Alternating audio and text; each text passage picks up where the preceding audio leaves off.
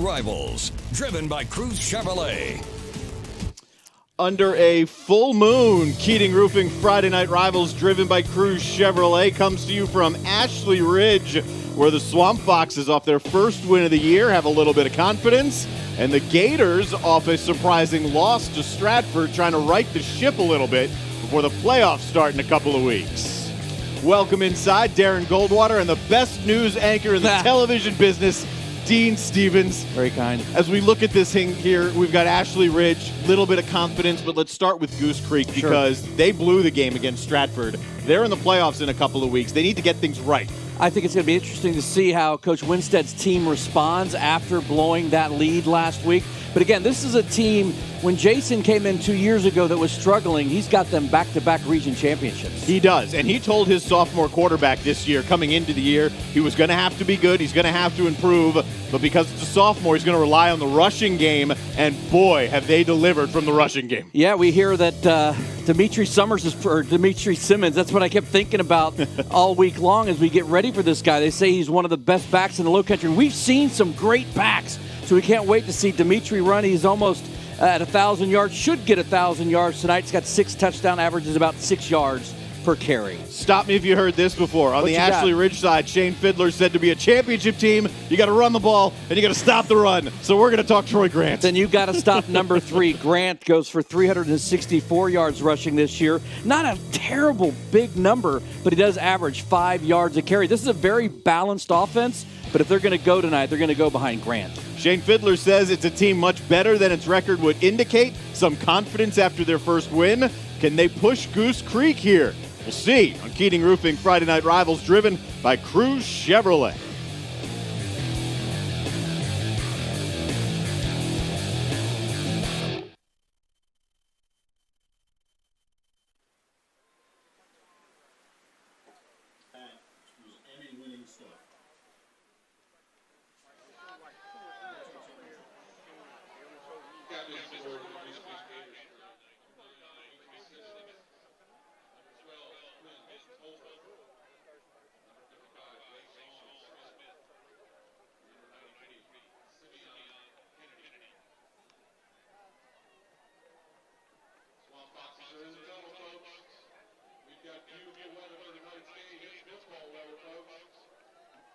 Welcome to Ashley Ridge High School. Welcome to the Swamp.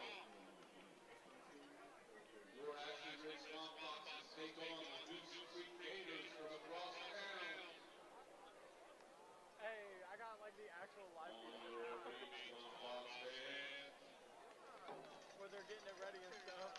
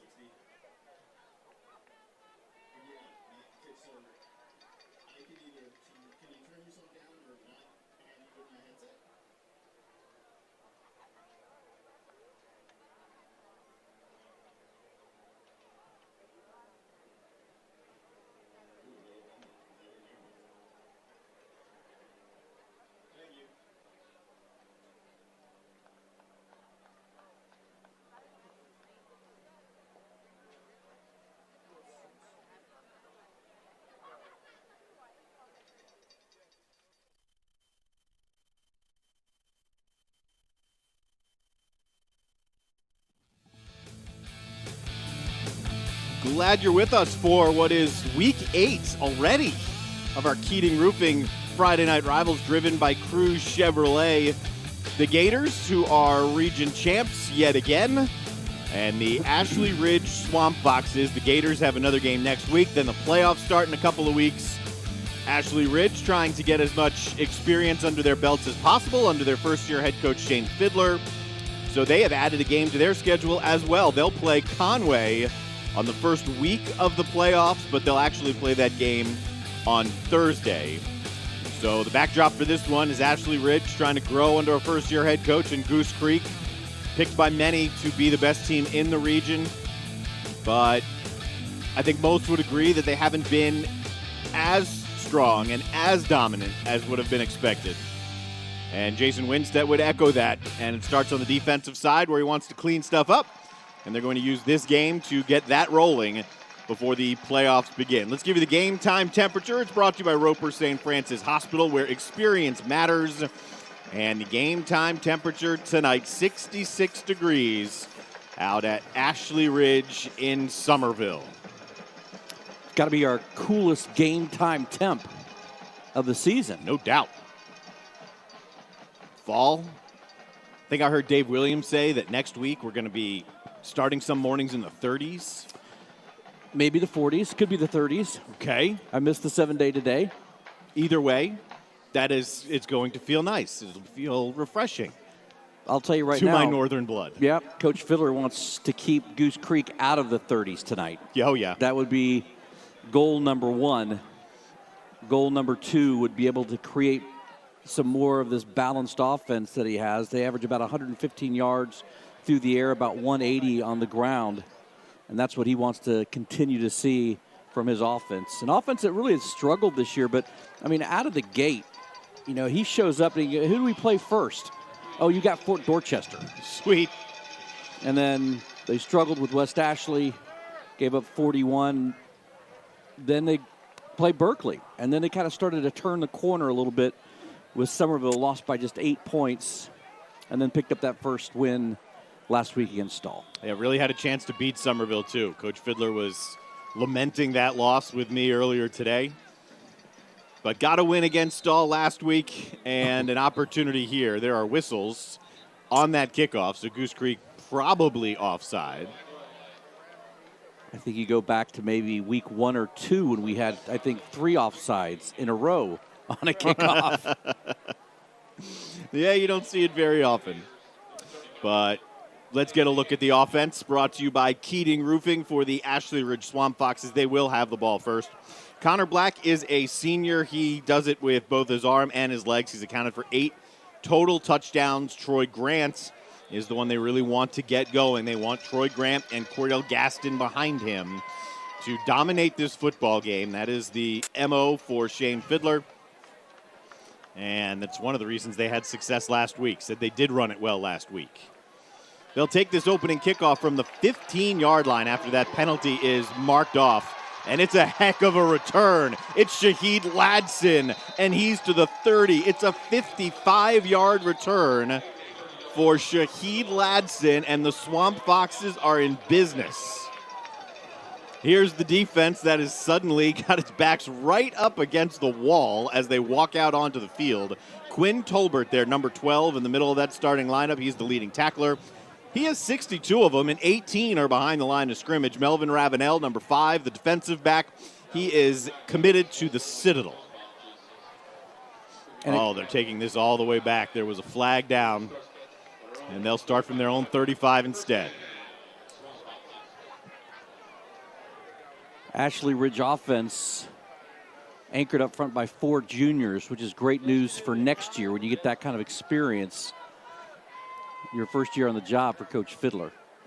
Yeah, it's probably going to be Fiddler came in from Waccamaw, and someone asked him this week if you can take much positive from the Stahl game. He said, I came from Waccamaw. I don't take wins for granted.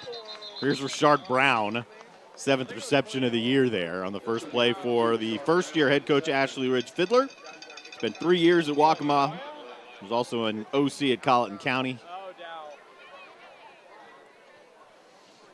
We've got the Fiddler file coming up in one of our Crunching the Numbers and a little surprise nugget for you, which we always like to kind of bring to your attention. Yes. Any type of surprise nugget is appreciated. You like the nuggets. 5'11", 185-pound senior. Grant is swallowed up The entire defensive line broke through. Quinn Tolbert, the linebacker, he was in there as well. They're going to mark him back for a yard. And let's get a look at our crunching the numbers, brought to you by Anderson Brothers Bank. This one is the South Carolina Media Poll. Yeah. Fort Dorchester's ranked third. Berkeley and Goose Creek, they both get votes this week, which is good. Class 4A 7 is Beaufort. And then in Class 3A, Oceanside is 6. Hanahan getting some votes. Class 2A, Timberland, and also Philip Simmons getting some votes. Good news for Coach Bendig there with the Warhorses. RV receiving votes. Lost a yard, come back with the counter here. And Troy Grant gets to the second level before he is slung down. And that's the first tackle for Andrew Allen, an all-region player from a year ago. It'll be third down. Yeah, great job by that Now they give him offensive line sealing off the Goose Creek defenders. Gives Grant a little bit of running room. You see why he's one of the top backs in the Low Country. Impressive about him. No fumbles this year. That's B.J. Bellish, baseball coach at Ashley Ridge. One of the better baseball coaches in the Low Country. Yeah, they produce arms. The Citadel has a bunch of guys through the years that have come from Ashley Ridge. Yep. This is the first carry for Cordell Gaston. They try the right side, and there was nothing there for him. Nope, that was Troy Grant yet again.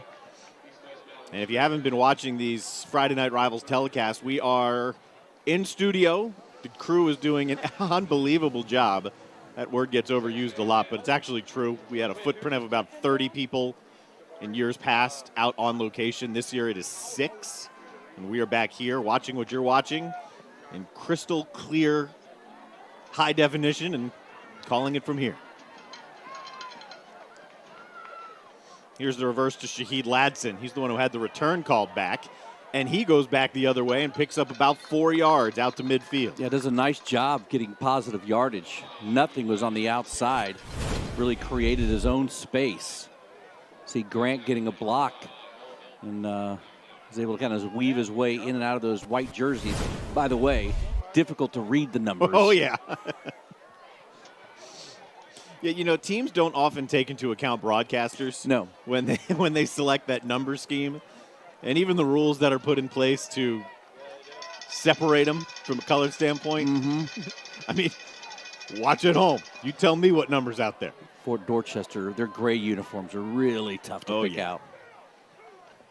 Third down and 6. Grant hit 5 yards behind the line of scrimmage. Gets back to it as he is flipped over on the edge. That was to Kelvian Thompson, number 11, who got him right around the knees and brings up fourth down. Yeah, one of the more exciting runs for no gain. You see, really quick on his feet. Yeah, they go. Here's Will McCune. He's averaged about 39 yards a punt, which is more than respectable in the high school level. And he shows you his leg here. That's a booming kick. That is fielded on the bounce at the 10. That ball was destined for the end zone, and instead, Goose Creek will start at about the 11-yard line on the decision there by the same guy who made the tackle, Thompson. I think the ball just kind of jumped in his arms. I don't even know if he was really planning on fielding that thing. Well, he did, and now here's the offense. The receivers up there, they're all really, really good. Malachi Taylor's numbers don't show it, but that's because every defense has been focused on him. He's committed to Coastal Carolina. Because of that, James Levine has had a breakout year. 570 yards and 4 touchdowns. Demetrius Simmons, we talked about him. He's over 200 yards the last 2 weeks, and he's got about 1 on the opening play from scrimmage for the Gators. Here's the defense for the Swamp Foxes. Remember TJ Wilson as a freshman last year, number 7? Yep. All over the field. He's listed at 5'11", 220, 34 tackles on the year.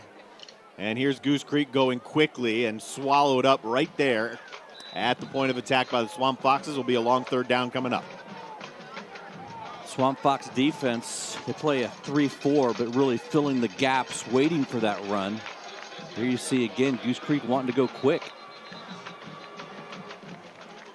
And got flagged for it.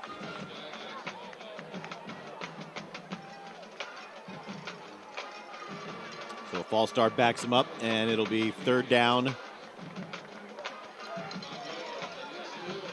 and 11. strength of that Goose Creek offense. 4 senior offensive linemen.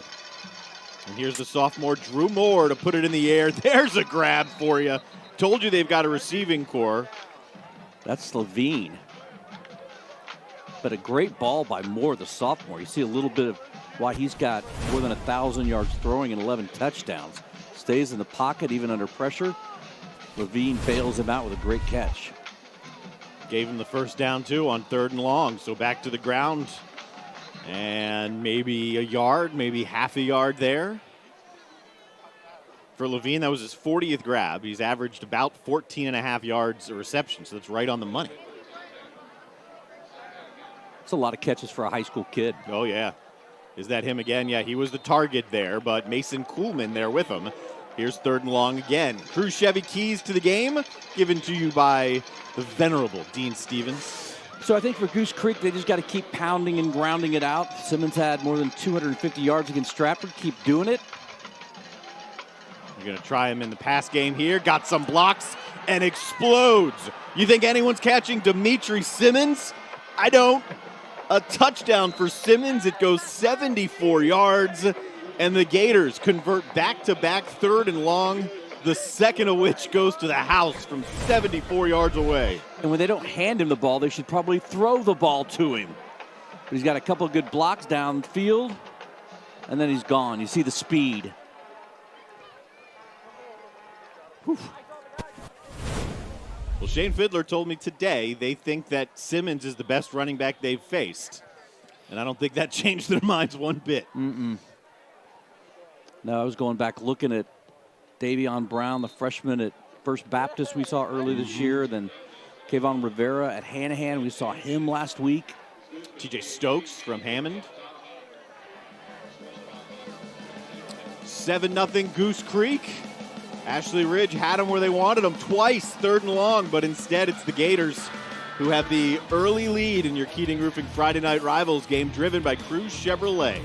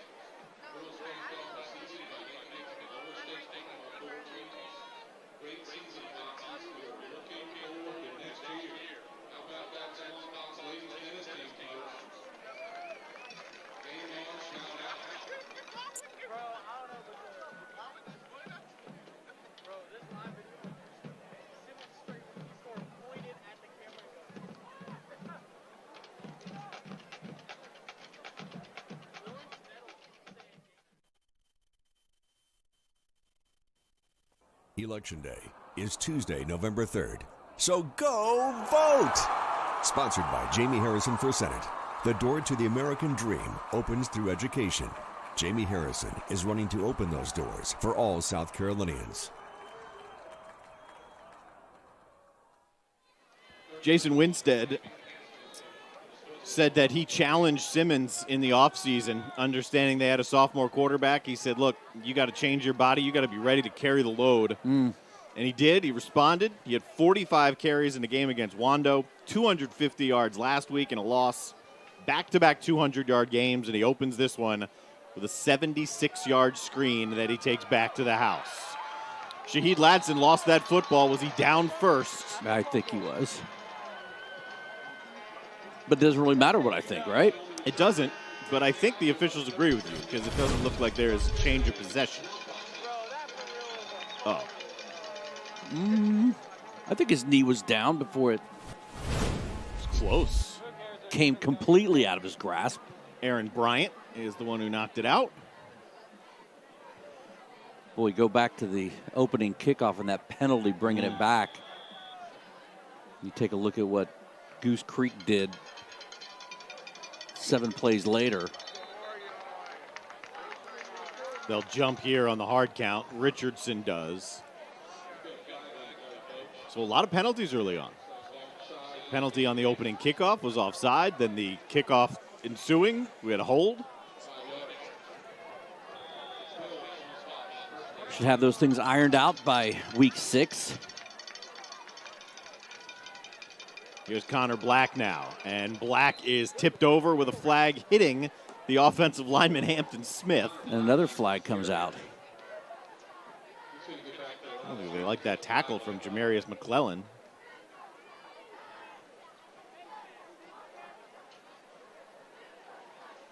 We got a face mask. He just doesn't know which He's way. not quite sure which way to point. I think it's there. Yeah. I think it's 67. It's the big fella. Hampton Smith. And that's why the flag hit him in the chest. Looks like hands to the face or face mask on the swamp boxes. So back to the 25.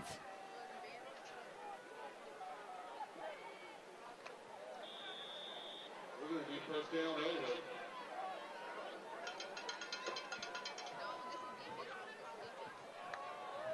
First and 22. On the edge, it's Malik Freeman, and he's bumped out of bounds. That's Thompson again. He's busy back there at the corner spot. Need to get some positive yard, get that yardage back from the penalty. A couple of interesting game notes, storylines for both of these coaching staffs.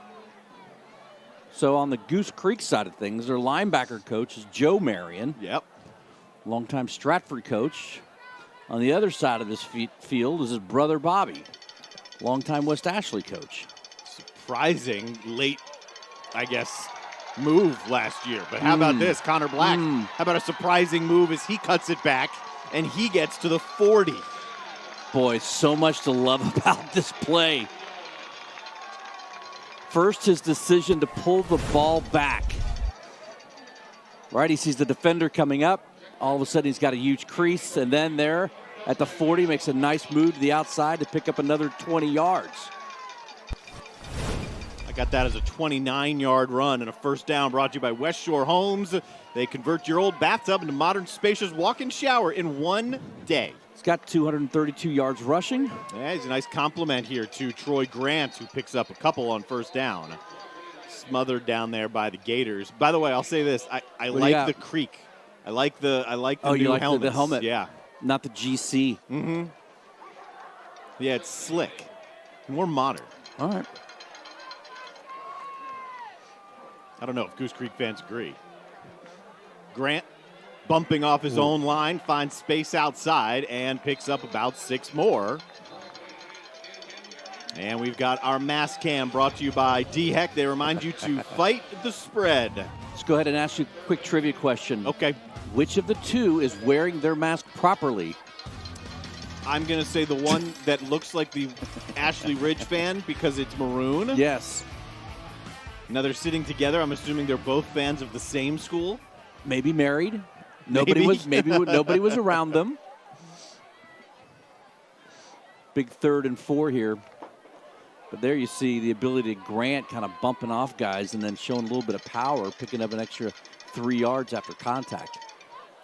One of the few teams that starts 2 tight ends. Goose Creek looked like they jumped. Either way, Grant burst through down to the 21. 11 more yards for the senior Grant and a first down.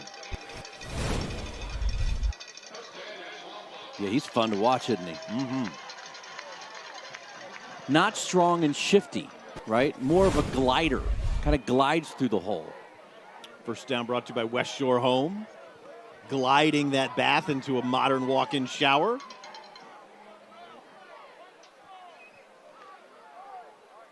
Shane Fiddler said his guys lift every day, 7 days a week, even on game day. They'll lift after practice if they did not lift within their high school day. The spin move gets him back to the line of scrimmage where he's smothered by Simeon Kennedy there. And it's second down for the Swamp Foxes. Interesting training routine. I don't lift on the days I come to work. I want to make sure I'm fresh. Don't want to be too tired. Yeah. Into the Miller Mod College Red Zone. Take control of your future with the skills to succeed at Miller Mod College. Fiddler said it's all about strength and conditioning. That's the root of any football team. He said his guys have really bought into it. So when I spoke with him this afternoon, he was putting together a Halloween music playlist for his guys in the weight room. I should have asked him what was on the list. I didn't. You did not? No, I did not. Keating Roofing is proud to present each participating homeschool a check for $500. The grant provides each school with extra funding to help make their school great. Over the past 10 seasons, Friday Night Rivals and our sponsors have donated over $100,000 to Low-Country students and schools. Congratulations from My TV Charleston, ABC News 4, and Keating Roofing. Ashley Ridge takes this time out. You know, one thing that has jumped out to me, Ashley Ridge, from a physical standpoint, matches up with Goose Creek. Mm-hmm. And I'm not sure that's something I necessarily expected coming into this game. Listen, through the years, Ashley Ridge has had great talent. Oh, yeah. Right? Their skill position players or quarterback. Never just been able to clear that ridge, that 50, that 500. Wow, look at this hole. There's no ridge there. It's all downhill. Oof. Troy Grant with a horse collar coming in on top of it. Either way, first and goal for Grant. Give him 18 on that run. I mean, I went back and looked the last 10 years, and, I mean, they were right at 500. Another flag. This one only going to be worth about a yard or so. Yep. But their offensive line's done a nice job creating those holes. Hasn't been straight ahead necessarily, but doesn't look like Grant needs that. Yeah.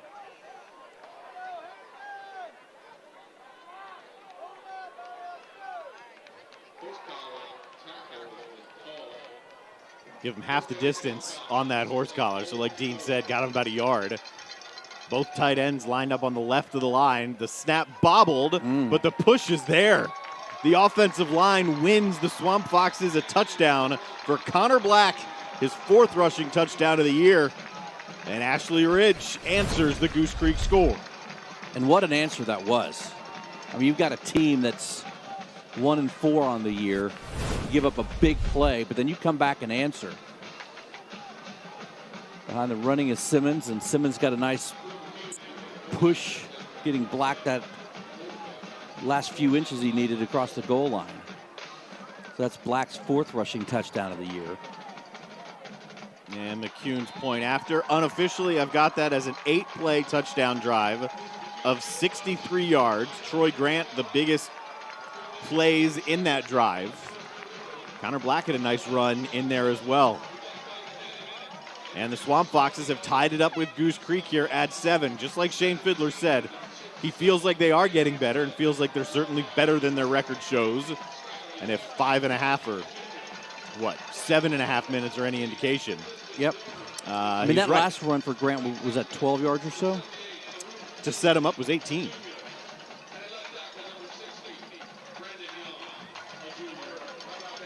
So he's got about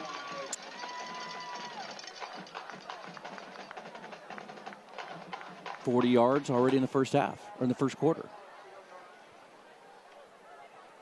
I'd like to have a good running back duel tonight. That means the clock's going to go fast. People ask me all the time, every now and then, if I may have a bias or whatever for a game. I said, man, look, I don't care. I root for the same thing every game. I want a good game. Want a good game, first and foremost. Yep, good game and a quick game. Yep. That's it. Make it entertaining. This kick sails back to the 6-yard line where Goose Creek will take it out from there. It's Jordan Turner who has the edge and blocking down the sideline. There goes McCune, bounced out of the way, and Turner's out of bounds deep into Ashley Ridge territory. You know what? It's Maureen Scott, 23, not 22. I give you credit for identifying the number. I was wrong, though. But you were close. You were awfully close, right? Scott's usually the guy that comes in to spell Simmons. Does a nice job setting him up. I'll turn Ashley Ridge's turn to try to stop him. They got that as a 58-yard return. Look at Simmons, just waiting for something to open up, and it does, and he dives forward for 7. Dean, there's no way I thought that play had 7 yards in it when it started. I wasn't quite sure who had the ball because he didn't look like he was in a big hurry to get anywhere.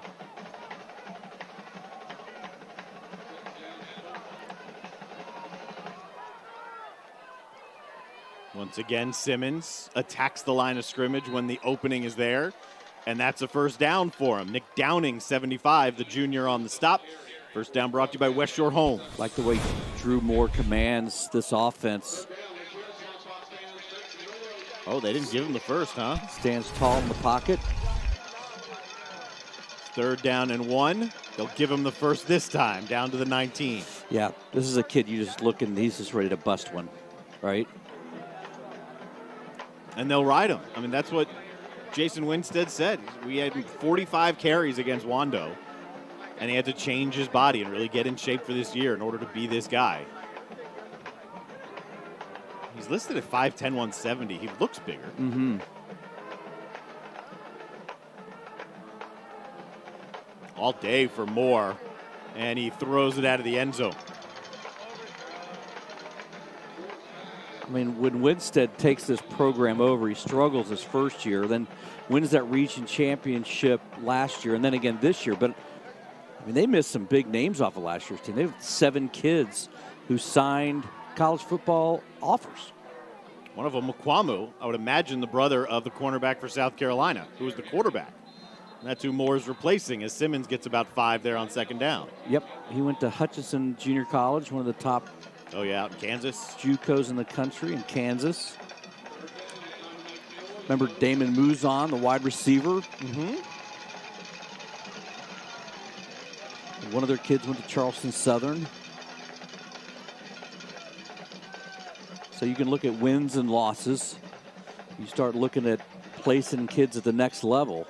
Yep. Simmons now lowers his shoulder. Nick Downing isn't giving up any ground. And I don't know if he picked up that first down.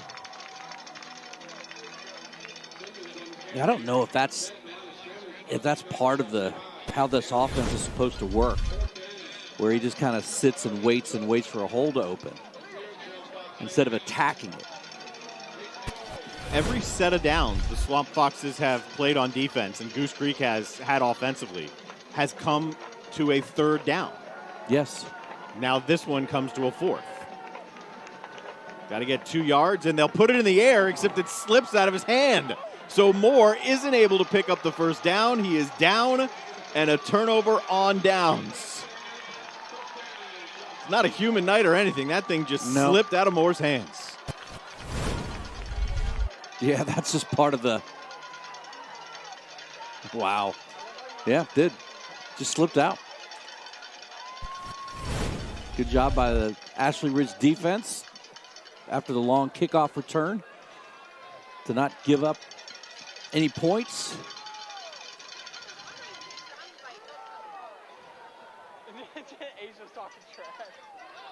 Been one of the great things about broadcasting in a pandemic. Really pick up the audio of everybody around our microphones, not drowned out by a crowd. It's true, too, when you're watching professional sports on TV. Nice grab. Turning around to make the play and picking up the first down is Brown as he's out to the 34, 21 yards there. That's a great throw by Connor Black. I mean, he just puts it right on the money. Brown looks a lot larger than his 5'11" frame. I mean, he was a big target coming across the middle.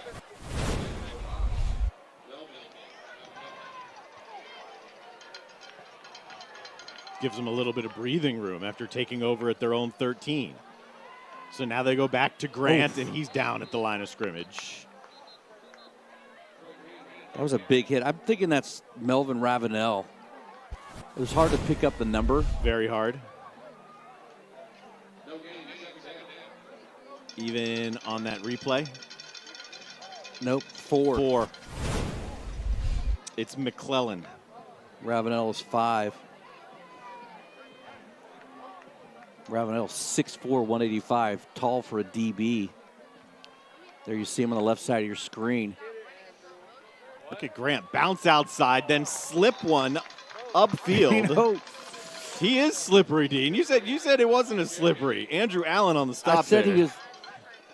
I said he wasn't strong and shifty. I said he glides. So okay. He's slippery, and it's kind of like when you're jammed up in a grocery store aisle, right? Just kind of turns his shoulders and goes. Finds the cashier who doesn't have a line. Yes. And beats you to it every time. This time they come with Drayton on the jet sweep, and he powers his way for the first down. That was McClellan again, who tried to keep him short of the sticks. A West Shore Homes first down for an impressive first quarter for Ashley Ridge. Ashley Ridge has got some guys who can fly. Their speed has been really impressive tonight. Running it with Black, running it with Grant, running it with Drayton. Shahid Ladson has shown his wheels. Also part of the staff, Chris Collins, who was the Colleton County coach for a while. That's right. Wow, look at the seam for Connor Black. Everything breaks down, and the gap opens the middle of the field for Connor Black to run for a first down. Great quarterback instinct in the pocket. Knows he's got nowhere to go with it. Doesn't run left or right out of the pocket. Finds a seam right up the middle. Picks up some 15, 20 yards. Yep, 15 yards. It'll be the final play of the first quarter. Gap integrity right there.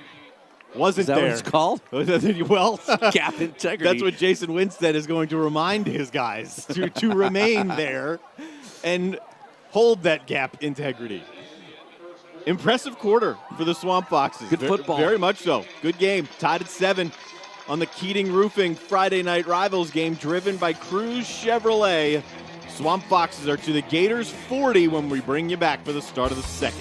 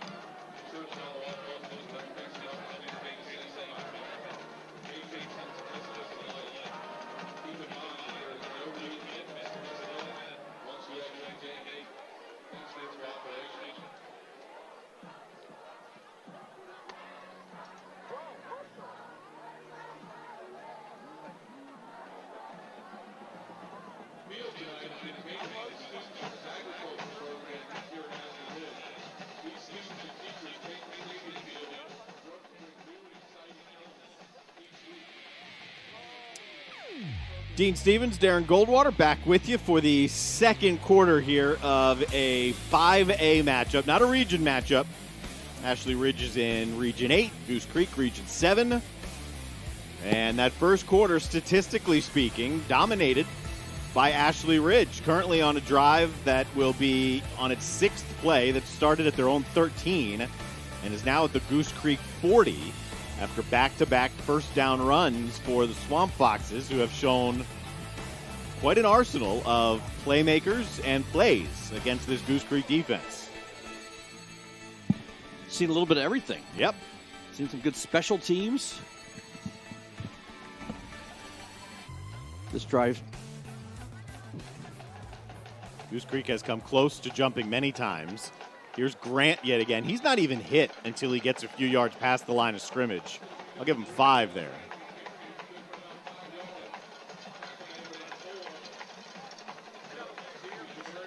Doing our best to keep track of the numbers here. Speaking of numbers, Crunch them. it's your 7-5A standings. Goose Creek, Berkeley, both 3-1. Goose Creek wins after the win over the Stags. Stratford 2-2 after their come from behind win last week against Goose Creek. And then Wando and Cane Bay finished out. Stretching it out is Grant, and he dances out of bounds to, now give him 1 yard shy of the first down. So 4 yards for him, out of bounds in front of Thompson. And it'll be 3rd down here for Ashley Ridge. Yeah, that's what was weird. Goose Creek last week, you don't typically see a good football team, Goose Creek is, blow a lead in the 4th. They were up 21-7. Winstead said he didn't question their effort, nothing like that. It was you just got to make the plays. He threw a pick in the end zone. They gave up a 4th and 12 touchdown pass. They fumbled it on the 6. But he said credit Stratford. Those guys didn't stop. We had Stratford earlier this year. Here's Grant, and that's back to the line of scrimmage. Hit first by Simeon Kennedy. Goose Creek brought some pressure from their secondary to fill that gap.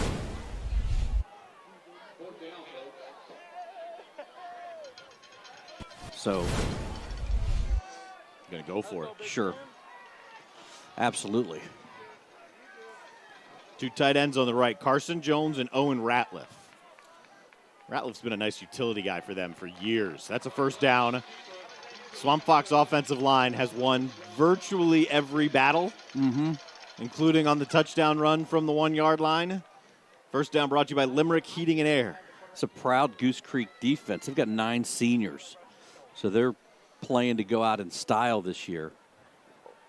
But, yeah, you look back at that Stratford loss. Once that snowball starts running downhill, right? And one mistake leads to another, Got to wear the mask.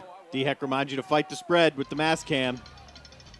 It's tough, though, when you're wearing the mask, Yeah. the facial recognition. You always got to punch in your passcode instead. Real-world problems. Yeah, right. First world problems. Up to make that stop is McClellan. We've seen a lot of Jamarius McClellan. Yeah, did a nice job coming up, meeting Grant behind the line of scrimmage. Good open field tackle. Looks like it's going to be a 7-yard loss. Yeah, how wide he is. Yep. That's the way it's supposed to be done, right? Loss of 7. Tempo very different for these teams. Goose Creek wants to go. Ashley Ridge brings Connor Black to the sidelines to get the play almost every time.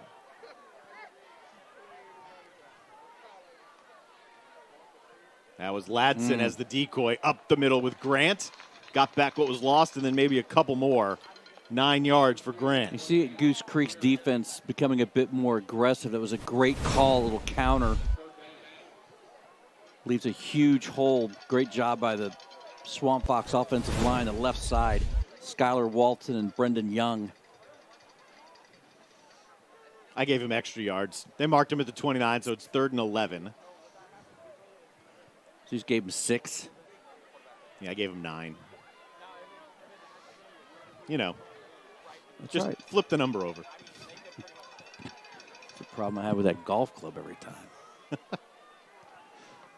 Ashley Ridge trying to keep this drive alive. This is the 12th play of it. They come back to Owen Ratliff, and it was there, but guess who was also there? McClellan. Mr. McClellan. Again. I think if McClellan doesn't get a hold of that shoestring, that he's picking up the 1st down and maybe more. Another really well-designed play. Throw it back. He had the blockers to his right. Just kind of beat his blockers to the hole. Here we This go. one will be a 40-yard try for Will McCune. His 4th try of the year. Yes. That's it. Does he have the leg? No. Yes, leg. You think? Yes. It was close either way. Just wide right a bit. Nonetheless, that stalls out what was a 12-play drive for Ashley Ridge. It started deep in their own end after the turnover on downs. It was well struck. Yes. Height was good. Arc was good. Yeah, landed right. Yeah, plenty of leg. Plenty of leg. It'd have been good from 41. Surprised they didn't go for it right there. You? Yes. Especially with how 4th well and the 4? offensive line has been playing. Got to talk about this offensive line, too. Started with the center. Keep an eye on number 70, Jaden Johnson. Third-year starter. On the edge, well-designed play, and an 11-yard gain. That's a big hit on the back end by T.J. Wilson. That's Malachi Taylor, committed to Coastal Carolina. He did that prior to the year, and I bet he's loving that now. Yeah, you're the defensive back here. It's number 31. Latrell York. You just want to push that wide receiver back into the receiver. The guy getting ready to catch that ball. He tried to work his way around it, created an open zone. It's just Morian Scott, the number 2 tailback. But listen to the front line. Goose Creek goes 6'4", 250, 5'10", 275, 6'5", 300. That's Jaden Johnson, just a junior. Started as a freshman. And on the right side, it's 6'4", 280, 6'4", 220. So if I'm Blake Hall, the basketball coach, I'm just patiently waiting for football season to get over. Yep. Blake's done a nice job out there, too. Mm-hmm. There's more to his leading receiver, Levine. Was he in, and was he... I think he caught it past the first down marker, and then he stepped back inside of it when he went out of bounds. Let's see if the refs mark him there. It wasn't forced back. There was no forward progress. I agree. And that's how they marked it. They mark him out at the 40. It's third down. I think Drew Moore, I like this kid a lot. Man, he looks good back there. Throws a good ball, just a sophomore. So now every set of downs but one, the first play on this drive, has come to at least a third down for Goose Creek. And they'll take a timeout here. Winston wanted a timeout. They're pointing down the field. I don't know if the clock had... There was an issue with the clock, but they are pointing down the field. But, yeah, just a mistake by Levine. Again, this guy's got the numbers.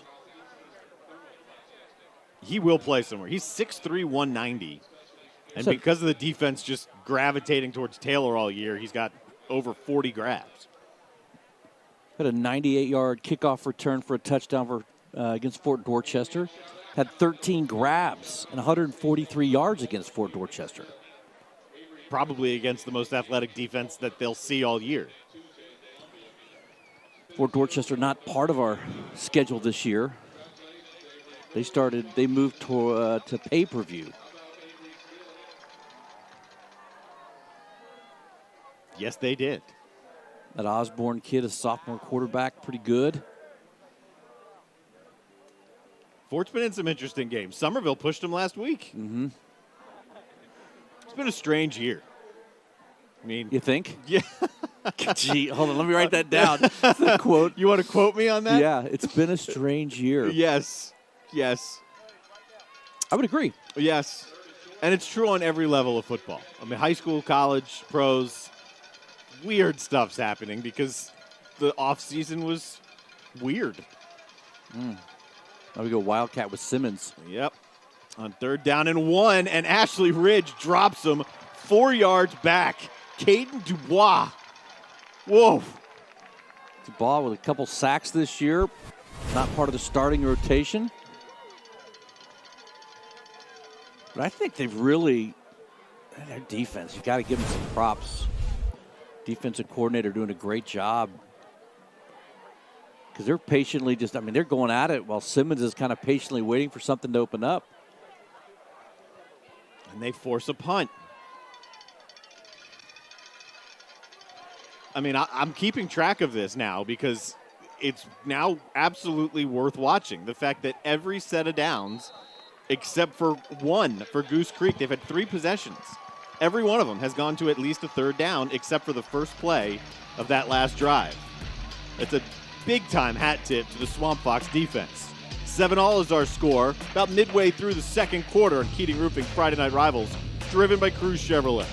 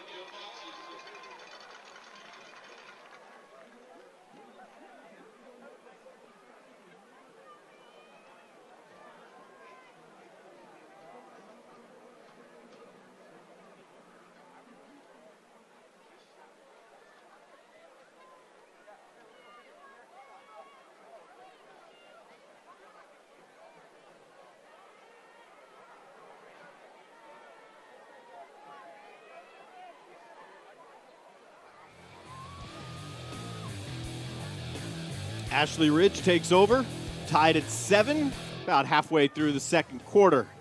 Glad you're with us with Dean Stevens and Darren Goldwater. Ashley Ridge coming off a 58-point outburst last week in their first win of the year.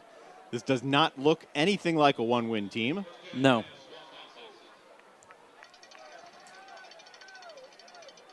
They take over the 23 after the punt. Come back with Grant. I don't know how many shots like that Grant can take. He picks up about 3 yards. Look like Demarion Richardson. Boy, offensive line doing a great job for him. But yeah, he takes a hit. But it's okay when you're when you just glide, you know? Like a speed skater. Kind of. Yeah, exactly like that. You keep on racking up +4 every time you touch the ball. This time Black pulls it, so Black will do the job, and he gets within about 2 yards of the first down. Again, it's Richardson, the defender closest to the play. You take a look at Grant now. Black pulls the ball out, and he gets absolutely just crushed, but springs the block.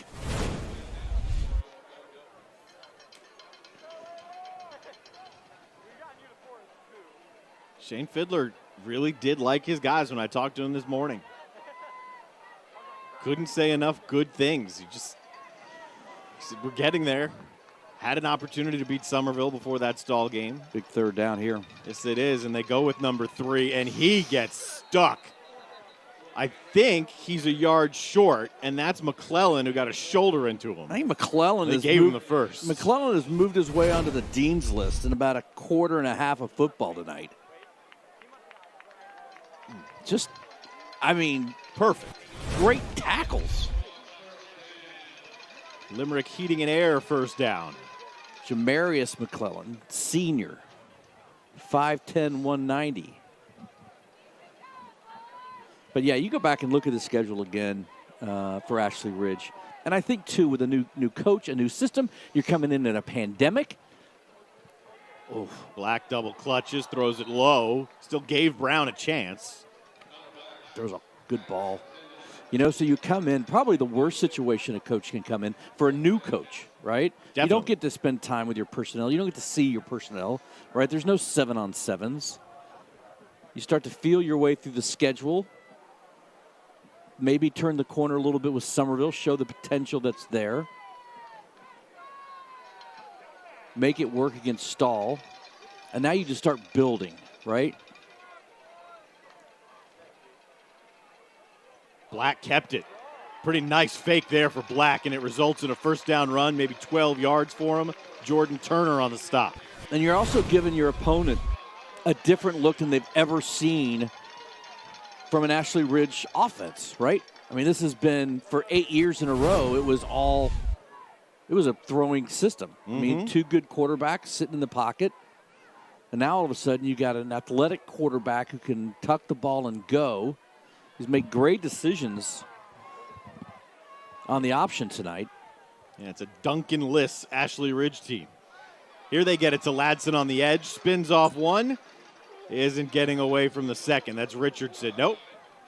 That's Tolbert. You should probably just hold off on. I've been doing better, but yeah, I'm still tripping myself up.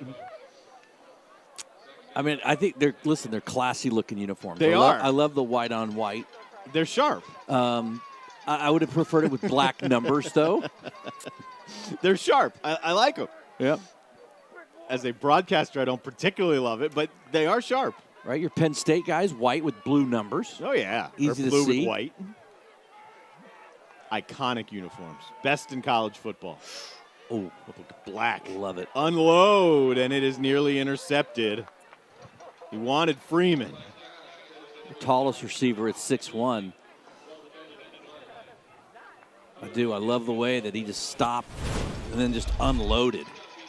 He was able to set himself, step. Probably look at it and say he just underthrew it a little bit. Freeman prevented the interception. Also on this staff, Ashley Ridge, their offensive coordinator, Hunter Spivey. Remember the name? Somerville. Somerville. Yeah, with Joe Call. Yep. Claim to fame. He designed the. Yeah, I know the play, and why is it not coming to me? You know, let me tell you why. Because you're older. Because my memory is fading already. Yes, he designed the throwback play. Which What's the name throwback of it? play? You're killing me. But he was the one who designed it. Yes, I'm aware. Yeah. It was in a big game. It was. That's when it. Maybe it was in a. It was in a Super Bowl. Super Bowl. It was, and now another team, a couple have run it since. Yeah. Uh-huh. The Eagles. Yes. The Nick Foles. Yes. Yeah. You're just gonna let me just I suffer was in just waiting quicksand for it. here? Oh, are you suffering Yeah. now? No, that was the 2-point play. But he was an assistant. He worked at Newberry. He was at a high school camp and was talking to Chad Morris when Chad was at Clemson. Yep. And designed this play on a napkin. And then Clemson ran it. He was watching the game with his wife, and they lined up, and he goes, "I think this is the play. This is the play." And what did he name that play? I think it was called. Well, in the Super Bowl, it was Clemson. No, that's not it has a name. No. Yes. You like Detroit? No, it has a name. Somebody help us out. Hit us up on Twitter. It has a name. That throwback play has a name. I'll Google it for you. How about that? That'll work. Black. It'll bring up 4th down, 4th and 10. I don't know if you use his name and the play, if he will get credit for it. I think it was the Philly special. Yes. Yes. I don't think that was the name of the play, but I think that's what they came up. It is now considered the Philly special. Right. And even if By another the team way, runs at it. Dog and Duck, Yes. great Philly special over there. Their Yes. Philly cheesesteak. I'd get the wings as well. I think they're one of your sponsors on the They are. Goldwater JB show, right? You can't even get the name right. JB and Goldwater. Well, I'm just putting, there's an app out, too. You can download that app. Whose house does that run out of? Goldwater's. Right, so that's why it should be the Goldwater and JB show.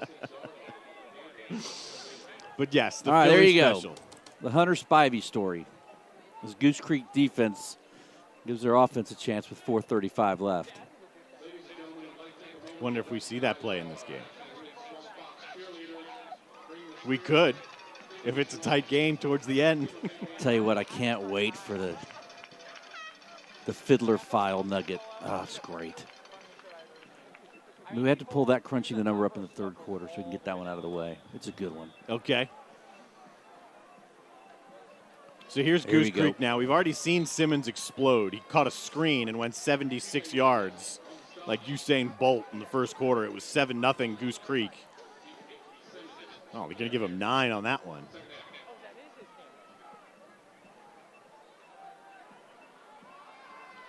Look at Nick Case chiming in. You didn't hear him, but apparently Nick Foles was asked if he wanted to run Philly before the play. Just changes through the years. I think Nick Case needs just to worry about his job. We'll take care of the facts, sir. First down brought to you by Limerick Heating and Air. That's a drop. That was a forward pass. Was it? Yes. Okay. One thing I loved about the last run by Simmons is he wasn't waiting. He just attacked the hole.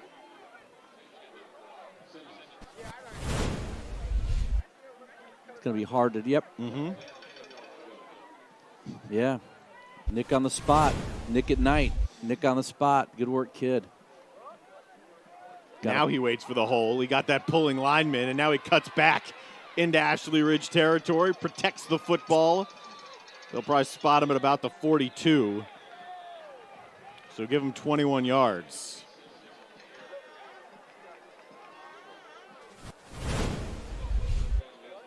Yeah, his offensive line opens up a big hole, and then he's off. Man, he's also, good looking back. Very. And he's only a junior. Oh, we got a flag. Defensive holding. Was it holding or a face mask? It was a 5-yard penalty. It's probably a hold. Unless it was a incidental face mask, where you just grazed the face mask with your paw. Didn't they do away with that? I don't know. I haven't read the rule book in a while. Here's more. That looks too easy there to James Levine, given a whole bunch of room by Bachelor.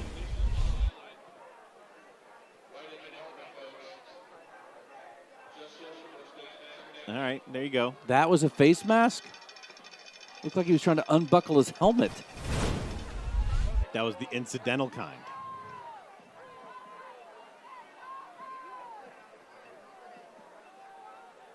Moore looks good back there, too. Yes, and he he throws does. a good ball on the money. James Levine has his 5th touchdown of the year. And Goose Creek answers for a stagnant offense that it has been for a while and explodes on a 7-play drive that goes 74 yards. Man, Moore sits back, has got a great line, gives him time, but he just throws so without effort, right? Just effortless delivery. Jason Winstead said he's Not going to be a lot a of good moving one. parts. He says he's going to be really good. He still has his sophomore moments, but he's going to be good, and you can see why. 6'1", 175, be a little bit bigger in the next couple years. Had one of those moments in the first quarter on a 4th and 2. But yeah, he just, yep. You know, that was a throw. You know, golfers hit a good shot, right? They hit it, and then they kind of spin the golf club in their hand and their follow through. You know what I'm talking about? Oh, yeah. He throws that ball, and he knew right when it left his hand, right? I mean, you could just see it. Just kind of popped it. Dropped it in. Like a guy with a good jump shot that kind of holds the pose. That was a good-looking throw. 12th, no, make it 13th touchdown pass of the year for Moore. He had that one on the screen pass in the first quarter. So he's gone for over 1,000 yards, 13 scores and 6 picks. Right, that's the sophomoric side of it. Right, the 6 picks. 50%, you want better than that. You go back and look at his 6 picks, he's probably going to say, I'd take 4 of those back. One of them was last week. Throw a pick in the end zone in the Stratford game in the fourth quarter. Probably would want that one back. Definitely. I know his coach wants him to take that one back. But you see a throw like that and you think to yourself, man, they've got this guy for the next 3 years after this. Well, this year and 2 more. Goose Creek, if they go into the half up 7, should be very, very fortunate to be up 7. Well, I think the way Ashley Ridge has moved the ball, except for that last drive, struggled a little bit. I mean, they're not – I think they get the ability to put together a 3-minute drive for sure. No doubt. And this is a short kickoff. Stumbling his way out. That is one of the tight ends, Carson Jones. Yeah, they and good field position. try to keep it away from their deep guys, and Jones picks up an extra 12 on a short kick. It's the risk-reward type thing when you go with that short kick. Yep. I think if you're going to do that, you might as well just go with the squib, right? Yeah, just just let it bang bounce one on the around. ground. Yep. Better chance that that one's muffed than a high, lazy can of corn, if you will. So from the 39, a little bit more than 3 minutes left. That one's dropped by Freeman. It was a little bit behind him.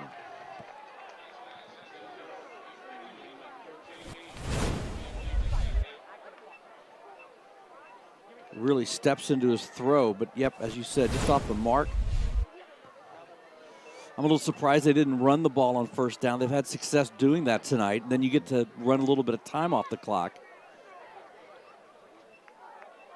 Now you're 2nd and 10 and in a position where you really need to pick up 4 or 5. Give yourself a manageable 3rd down. They're going to run this play. Shaheed Ladson, they've shown it a couple times. And this is the second time they actually come with it. It picks up 3. Ladson dancing around maybe a little bit too much on that run. Looked like he had the corner turned if he just put the jets on. Seen him run in the open field tonight. Looks good.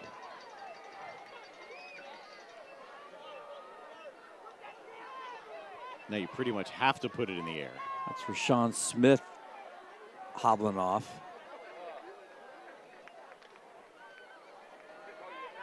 It's a big play. Goose Creek has a couple of timeouts. Connor Black trying to keep this thing alive, has nothing and is out of bounds. Maybe even lost a yard. I think that was going to be a screen over the middle, and Goose Creek flushed it out. And then they had nowhere to go with it. Yeah. Rolled out, tried to look downfield, but a lot of times the problem on that is when you've already got your lineman setting up that screen, you've got somebody usually downfield. Been a good time to just slide and keep it inbounds, let that clock run another 30 seconds or so. Another good punt from McCune. Takes an Ashley Ridge roll. Yeah, you said that earlier. 16? When I saw his average earlier is about 40 yards, right? Yep, 40 yards a kick? Yep. Just which shy is of great it. for high school. Yeah. Yeah. And that's his second good one tonight. Second 3 and out, pressure back on the Ashley Ridge defense.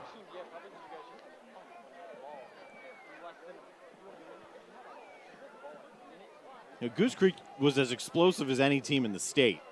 You know, back in the day when they were always one of the top teams in the state, but it was more of a run heavy, then hit you over the top. It's a much more balanced offense these days. Simmons picks his way out to about the 21. Patient as he goes. It's a ton of time for Goose Creek here. Yep. They've been going fast with tempo all night. This is a gaping hole as well for Simmons. And he darts to the outside. Do we have another highlight from Simmons? You bet. Gone. 79 yards for Dimitri Simmons. He had a 78-yard screen pass in the first, now a 79-yard run. And this guy is the real deal.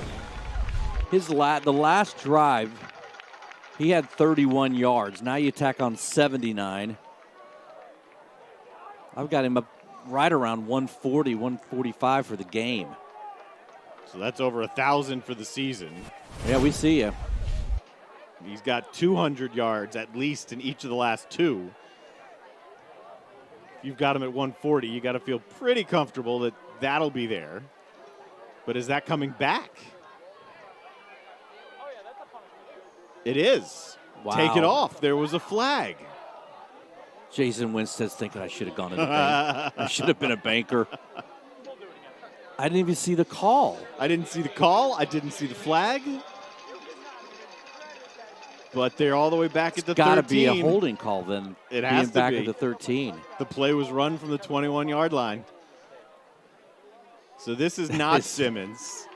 It's Scott bouncing free, doing his best Simmons impersonation, except they're going to catch him. Batchelor able to catch up to the sophomore Scott. And maybe could have thrown another flag on a hold on the wide receiver, but that would have sent Winstead right off the map. Missed the tackle inside. There. Yep. A little bit of jersey. Just a little, not a lot.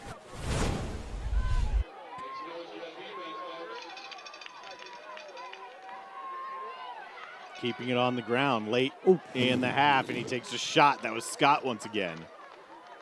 Was that 49? It looks like it. Jaden Lee. Yeah. All right, Simmons has gotten the oxygen he needs. Time for Scott to get his. Scott looks good as well, doesn't he? Only a sophomore. They're both back next year. More. Look, that's what they go to. When things break down, chuck it up to the 6'3" Levine. Yep.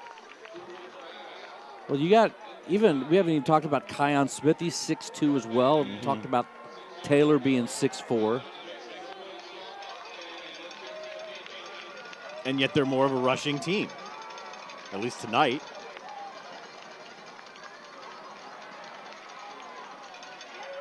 This one's Malachi Taylor on the little receiver screen. TJ Wilson, the sophomore.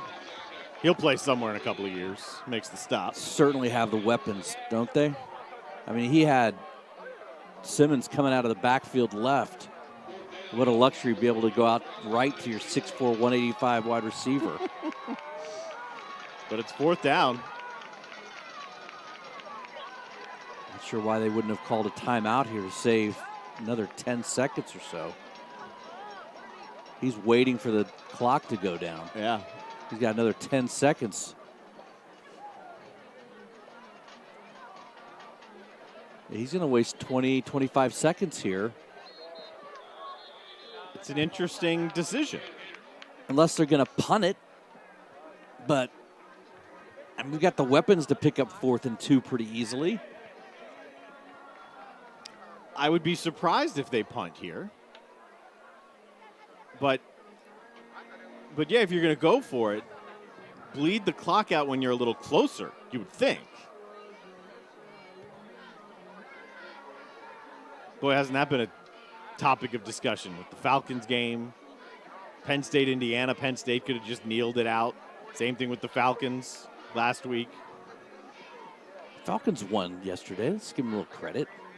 They did win yesterday. They did. Yes. Hurting their chances of tanking for Trevor.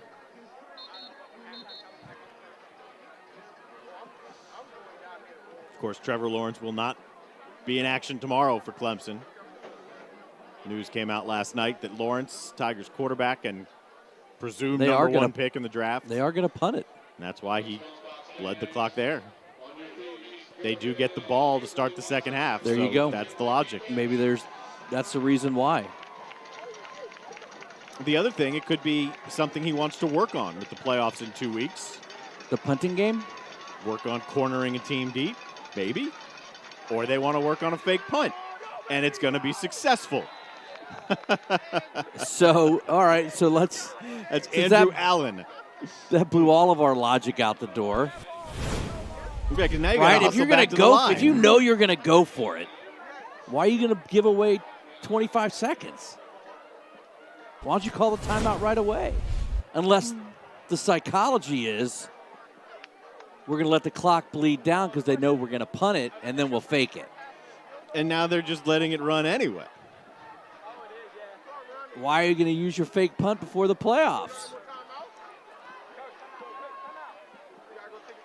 I think they thought they called a timeout here.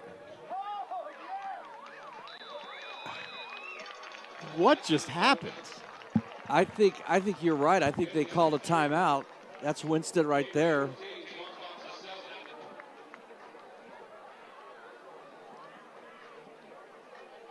They must have thought they called a timeout. Because there's no way they would have just been huddling up over there, just letting the clock go out if they still had designs of playing. They had to have been under the assumption they called it. No, they're sending him to the locker room. We've seen some really crazy. weird things on Keating Roofing Friday Night Rivals, driven by Cruz Chevrolet. That's right up there. Yeah. I don't know if we're going to be able to. No, we're not going to be able to talk with Jason Winstead. Probably doesn't want to talk to us right now. I would imagine he's not the happiest. But they are going to get the ball to start the second half. And they lead at 14-7. And there's that. Good first half of football on Keating Roofing Friday Night Rivals, driven by Cruz Chevrolet. You got your Roper St. Francis Hospital halftime report around this timeout.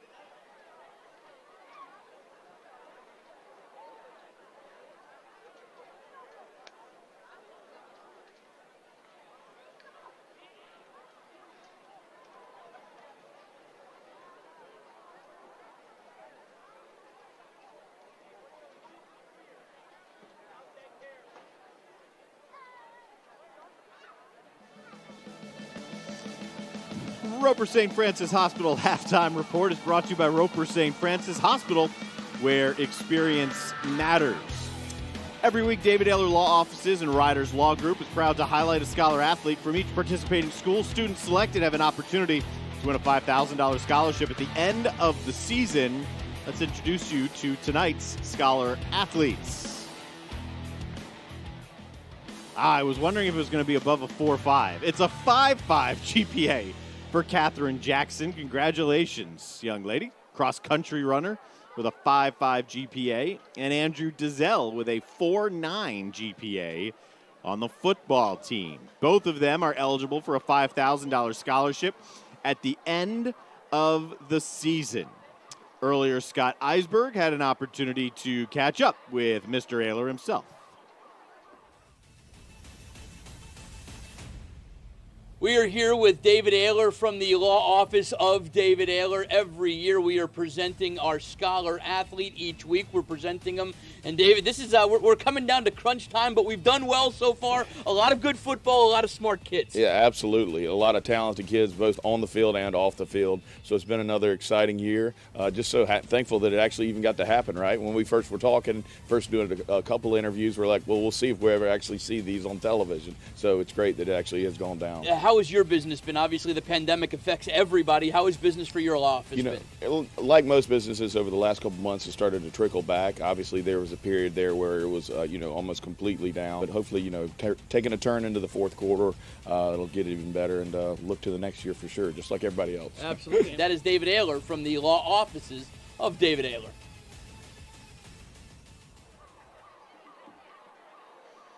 Halftime continuing at Ashley Ridge. We appreciate David Ayler and the David Ayler Law Offices, Riders Law Group, for sponsoring our scholar athletes each and every year. 14-7, the Gators lead it.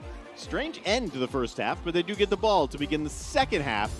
Still plenty to come here on our Roper St. Francis Hospital halftime report.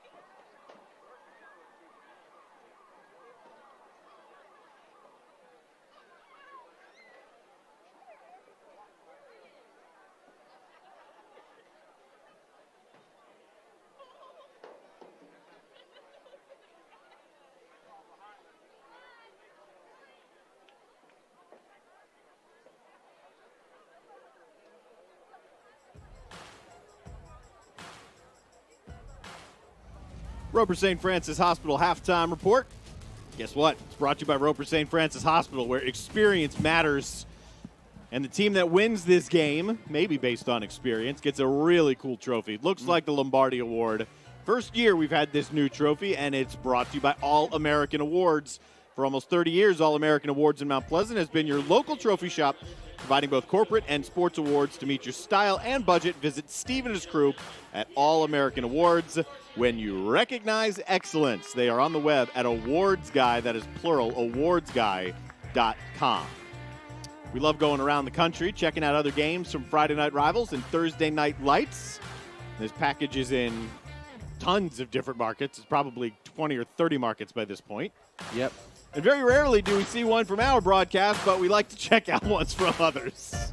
So we go to Nashville. It's either going to be a great hit or 99 yards. They're not going to touch him. Nope. Punter, kicker, not going to get him. So is this Lipscomb the college? No, I think it's a high school. Okay, because that's in Nashville also. We go from Nashville to Asheville. I think that's the first time we've done that. Yeah. There's a hit for you. There you go. Looks like Burke's uniforms.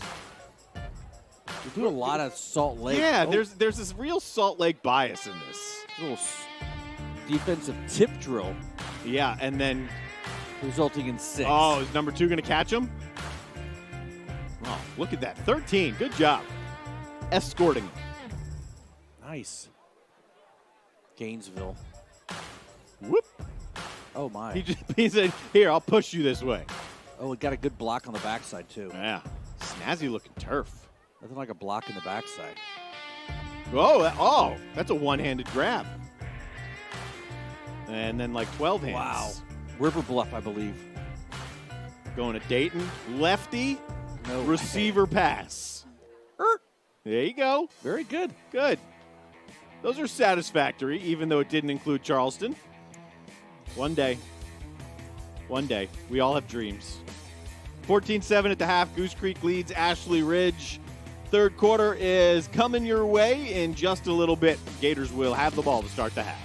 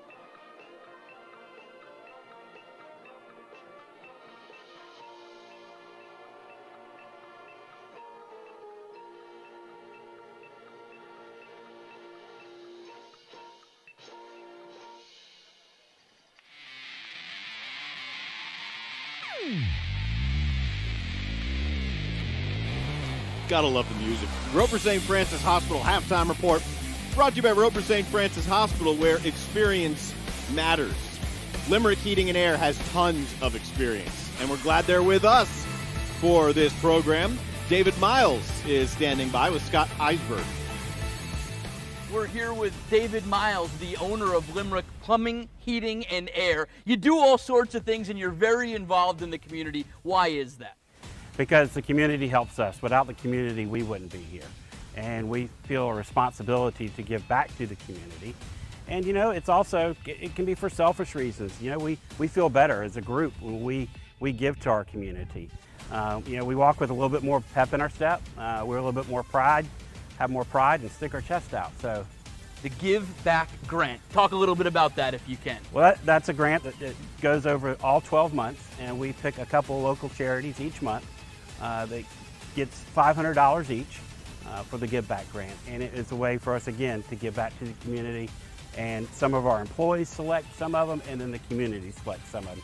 So the employees have involvement, and the community also has involvement. Great to be teaming up with a great company, Limerick Plumbing, Heating, and Air. That is their owner, David Miles. Some scores from around the Low Country right now. Hanahan, which we featured last week, leading Philip Simmons. Berkeley and Somerville, it's the 83rd or 84th all-time meeting between those two. Dates back a long time, obviously. Is that the best rivalry in the Low Country? Maybe one of the longest running ones. For Dorchester, having no issues with Wando. Bishop England bouncing back from last week's game with Hanahan. Up on James Island at the half. How about Stratford coming off a win over Goose Creek? They're up on Stall.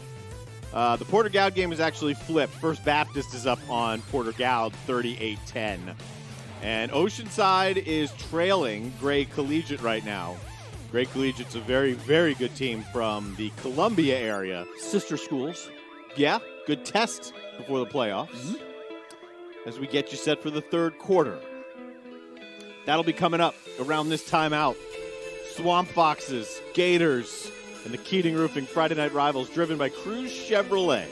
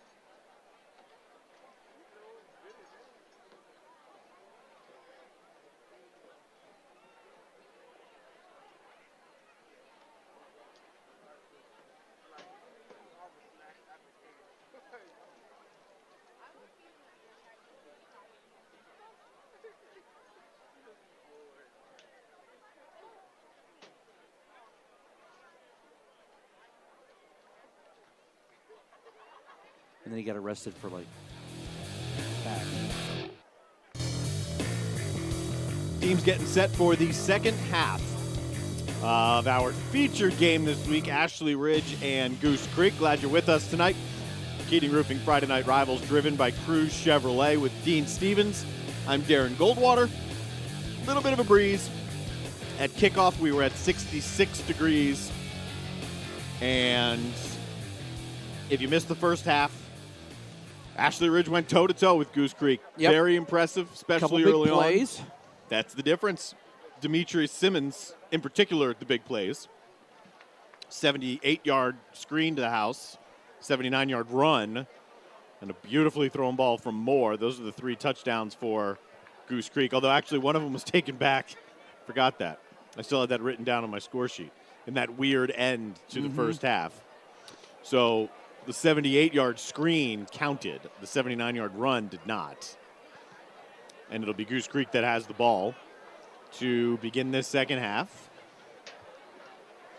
Final tune-up or two. They have a game next week against Somerville, and then Goose Creek knows their opponent in the first round of the playoffs. I think most teams do. They're playing Carolina Forest. Ashley Ridge will not be in the playoffs, but they've scheduled an extra game for that first week of the playoffs. And they will play Conway. I bet you this conversation's about the end of the half. I don't think it stopped, do you? No. It's got to be.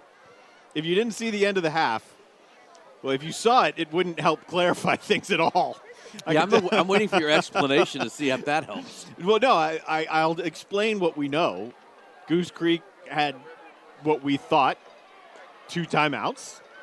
Let the clock run out from the 40 so they could line up and punt, called a timeout, went with a fake punt. They clearly thought they called a timeout, but didn't for whatever reason, and the clock ran out. It was strange. The whole thing was strange. The oddest part was them letting the clock run down, called a timeout with about 18 seconds left. So Goose Creek thinks they're going to go for it, or punt it, and then they call a fake punt, pick up the first down, and that's when the call a timeout that apparently maybe never existed. It was strange. It was very strange. But that's where we are. Time Here to we crunch go. the numbers. Dean has been teasing this all night. Anderson Brothers Bank brings this to you. It's the Fiddler File. He was hired in March, 3 years at Waccamaw. He was 0-10 in 2017, 7-4 2019. He was assistant coach at Colleton County. His wife, Emily, was a national clogging champion. Is that kind of like tap dancing? No, it's clogging. It's not even close to tap dancing. But you're in clogs. Right.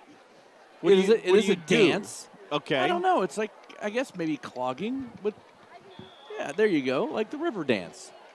Clogging.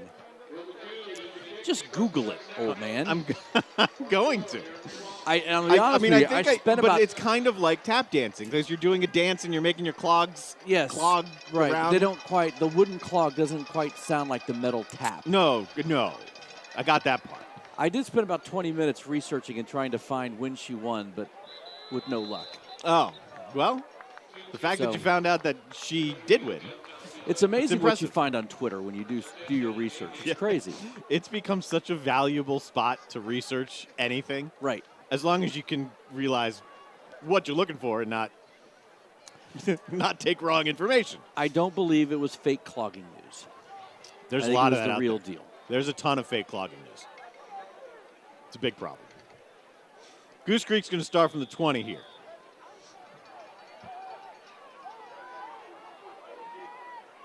Oceanside down 21-19 now, by the way.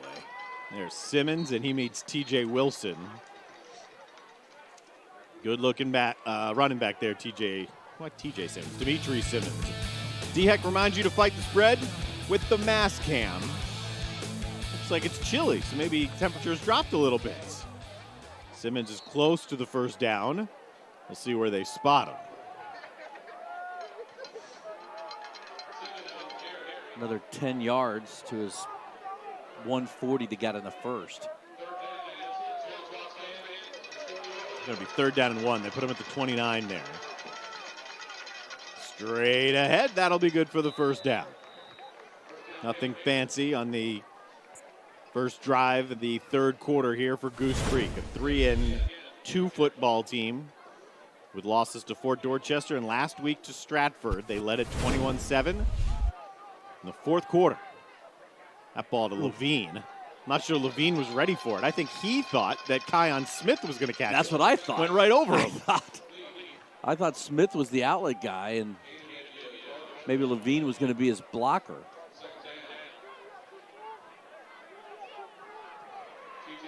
Be awesome. Keep track of these guys. What's in store for Simmons at the next level, and then what's waiting more. I think he's looks like he's got the chance to play somewhere in college. Absolute. Also love the way Simmons carries the ball tucked up high and tight.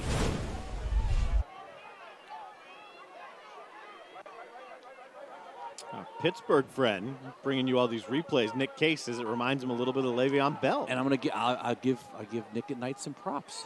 You like that one, huh? I do. Marion Scott, and that's maybe 2 yards. So 4th down coming up here for Goose Creek.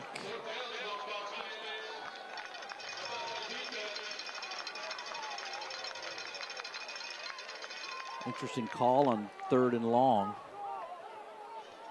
We've got a quarterback that obviously has the ability to throw the ball downfield, and you've got a wide receiver set of 6'2" and big, taller, should I say. I have a buddy who's all about conspiracy theories. Oh, boy. And he's got deep clogging conspiracy theories. He may have to text me some. Stop.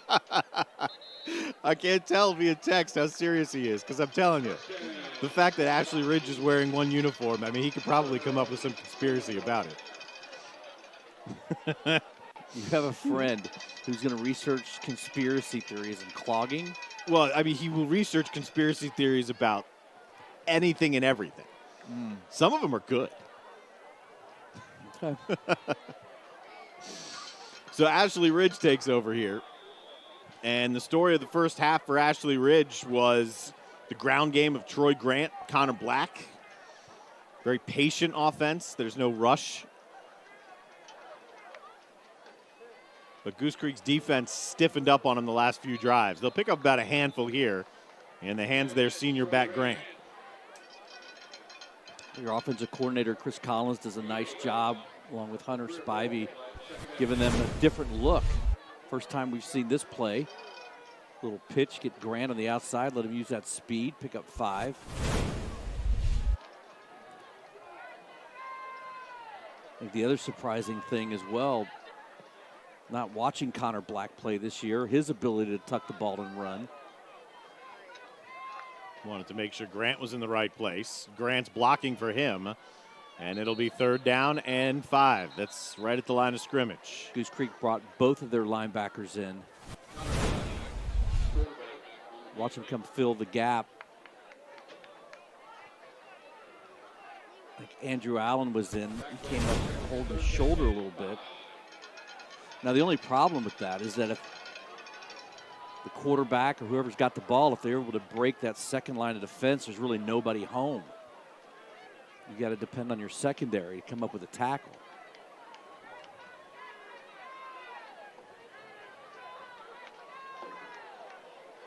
Black pulls it and gets hit right at the mark.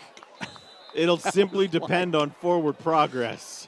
That was, I think that was 55. Was Yes. that Rashawn Smith? Yes, 55 That was it as, is. just tuck the ball into your arm and just go run into a wall. Right? Yeah. That was awesome.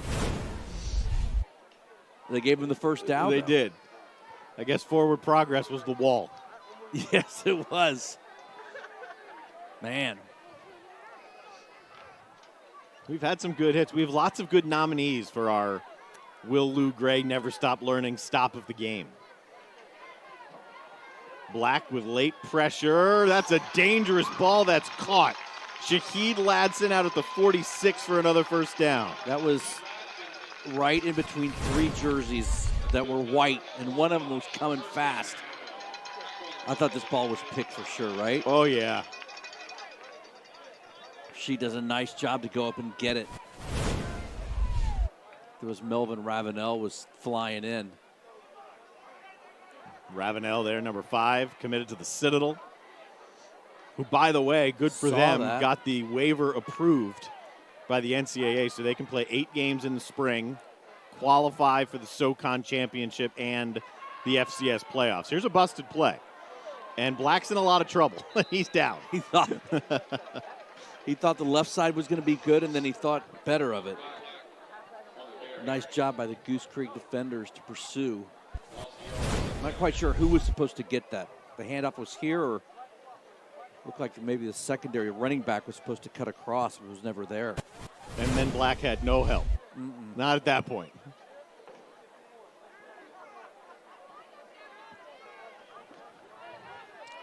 Only a 2-yard loss. That could have been worse. Also been given an update. BJ no longer the baseball coach at Ashley Ridge, just coaching football now. Brian Givens is the head coach. Ball on the ground. And it looks like Goose Creek has it. Goose Creek definitely has it. First turnover of the game. Yeah. And it's McClellan. Again. Yeah, it's been everywhere. So for the second play in a row, there looked like there's some confusion in the backfield. This one costly. They had moved the ball. Now we got to figure out this flag. I think it was after the play. I think there was... Tussling? Sure, tussling. There's the old GC logo you were talking about. Uh-huh. Young man listening in, trying to understand exactly what...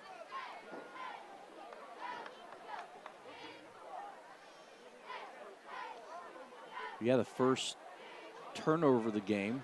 If they're writing something down here, so are we going to get an unsportsmanlike? Maybe on both sides. We do have a point over to the Goose Creek side. So that's what they do. They're pulling out their pads just to say if there's a warning. Yeah, because if you have two unsportsmanlikes, you're ejected for an individual player.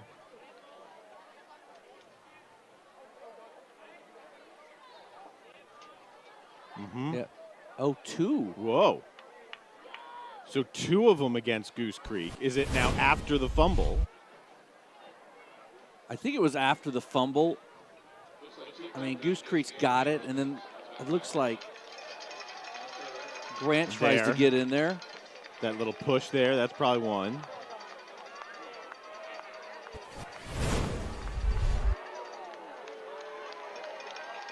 So instead of back having them up 30 yards? Yeah. For 15 on each? Yeah. Wow. That is absolutely what just happened.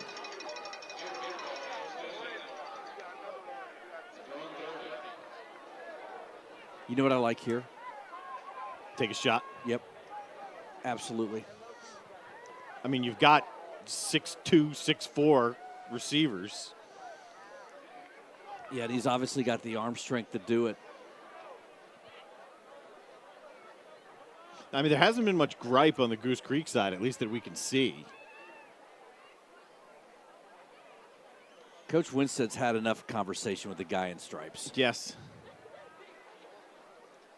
Very cool, calm, and collected, though, in this conversation. Yes. But I think he's been puzzled a couple times by them. Keep in mind, Goose Creek, Jason Winstead said that when he saw the schedule come out, the revised one, he said he didn't know what these non-region games would be like at the end of the year because they don't count towards the playoffs. That's decided. Here's your shot, Dean. Drew Moore, and it's tipped away. Nicely done on the back end there by Batchelor. Wanted Levine. Yeah. You know, when I used to call plays at UT, you know, that was always my call. Go for the big play after the turnover. They could use you calling plays now. What does a nice job. Batchelor's 5'8". Levine is 6'3". And the 5'8" guy knocked it away. Here's Simmons, who runs a lot bigger and more powerful than the 170 he's listed at. By the way, maybe one of the best names that we've had this year, right? Sincere Batchelor. I like it. That's what you want to be if you're a single guy. Yeah. I mean, if you're a Batchelor and you're sincere, then... Right. It's 2 wins. Yeah.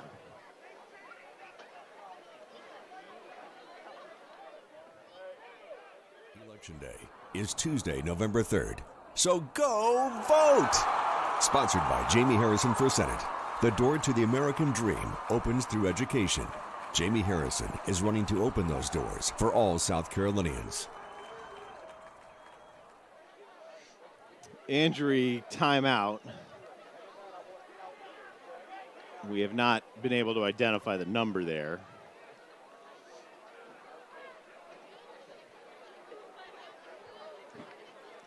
Winstead, and the goal of the Gators this year is Last year they won 9 games. Obviously not winning 9 games this year, not even playing 9 games.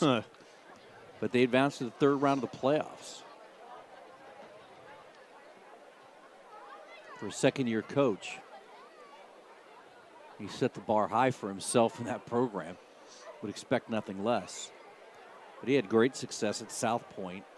When he was assistant coach there. This looks a little bit more than a cram, doesn't it? Yeah. But when he was at South Point, he was 92-11. All right, so that's Delray Ford who we're looking at.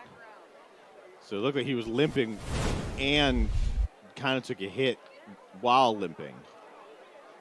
You know what I thought was interesting about Winstead? That while having the success at South Point, one of the reasons he then took the job at Goose Creek, they came and played Goose Creek in the playoffs. He said he liked the atmosphere, liked the support. So when the job came open, it's one of the things that intrigued him. As they check on Delray Ford, we will check in with our fine sponsors at Keating Roofing Friday Night Rivals, driven by Cruz Chevrolet.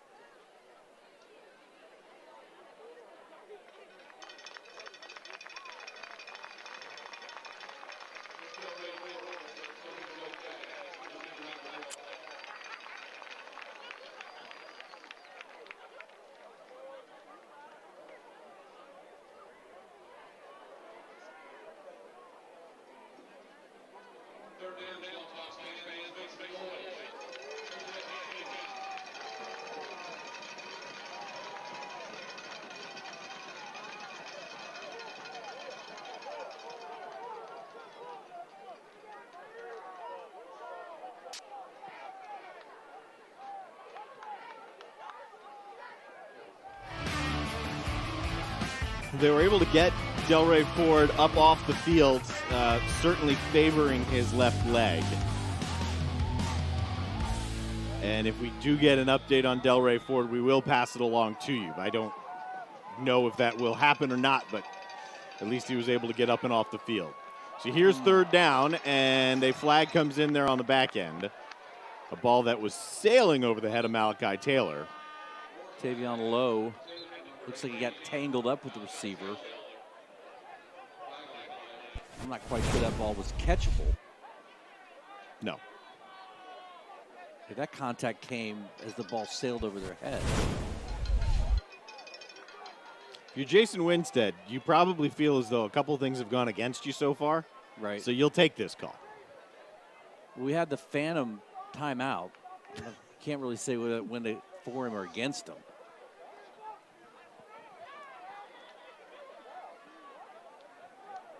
Now we get Shane Fiddler in on the action to find out exactly what's going on. What? That's what that was. What? Fiddler, a lifelong Penn State fan, grew up in York, Pennsylvania, grew up going to games in State College, and is pained by the end of last week's Penn State-Indiana game. So am I. You wonder now if you talked about knowing that their playoff situation is set, if you give Simmons the rest of the night off. Right. And that's a conversation I was actually having with David Shelton today on JB and Goldwater, if you believe it or not. Wide open, James Levine. Yep. Kion Smith. Kion Smith's got 12 catches this year. Make that 13 catches this year. Now he's got 6 touchdowns to go along with him. But again, got to be impressed with the sophomore quarterback. Again, right on the money. Now you look at Simmons and you think, man, give him another year, put on a little bit more weight. I mean, you've got another 2 years of this kid, put on 6'1", 175.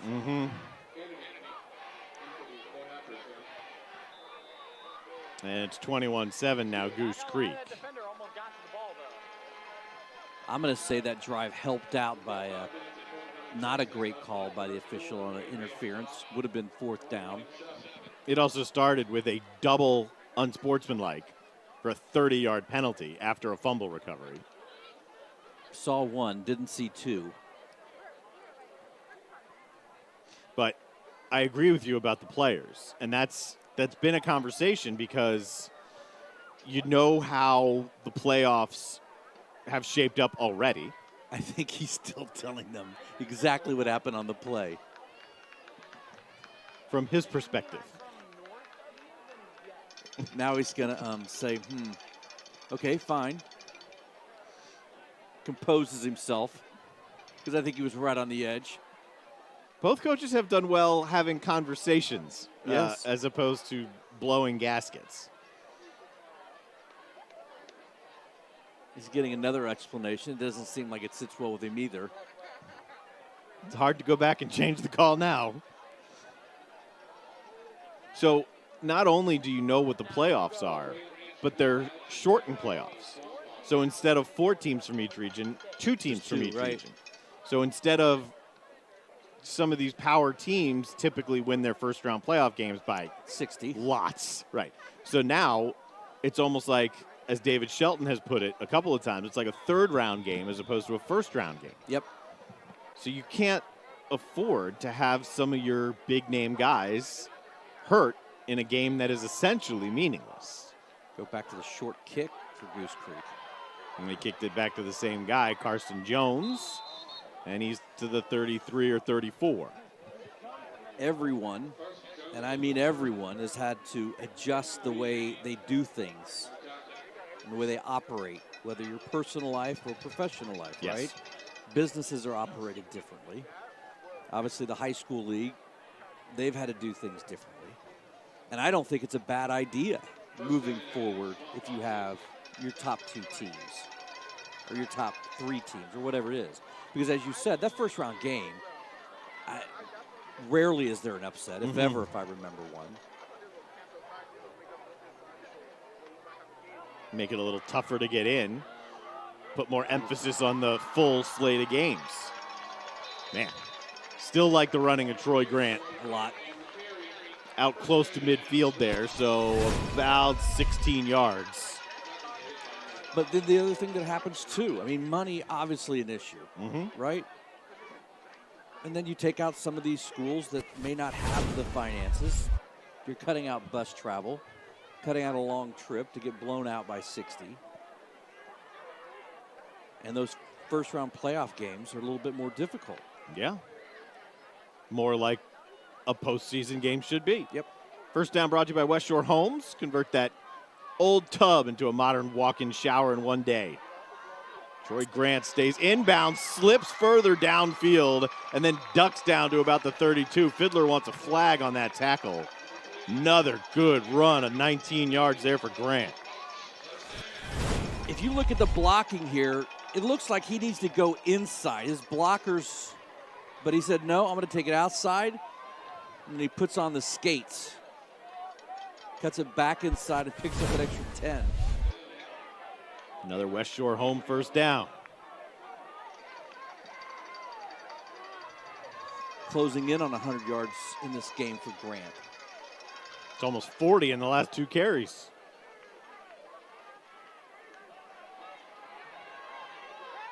Man, he's still got moves. Yep. Obviously an important drive for Ashley Ridge. Put some points on the board. Feel like they may have wasted a couple of opportunities. If you can get a touchdown here, go to the fourth quarter down 7. and then ask your defense to step up. It's a different mentality for Ashley Ridge than Goose Creek. Goose Creek heading to the playoffs. Ashley Ridge, as Shane Fiddler said, his guys just love to play. They're not getting 10 games. They're able to get them 8. But they're also building for the future. The foundation is being set in the first year under Shane Fiddler. So he wants to play his guys. He wants to get them better and get them reps.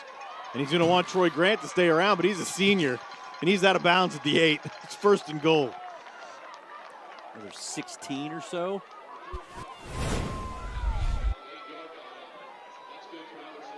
Wow.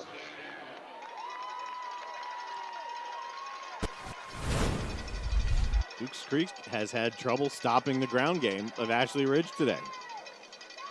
Been a nice combination of play calls. This is Gadsden spelling Grant a little bit. In the Miller Mott College Red Zone, take control of your future. Skills to succeed at Miller Mott College. I think that last run by Grant put him over 100, about 107. Simmons, we had around 150 or so. Again, I'd be surprised to see him. Good running backs in the area. Really good.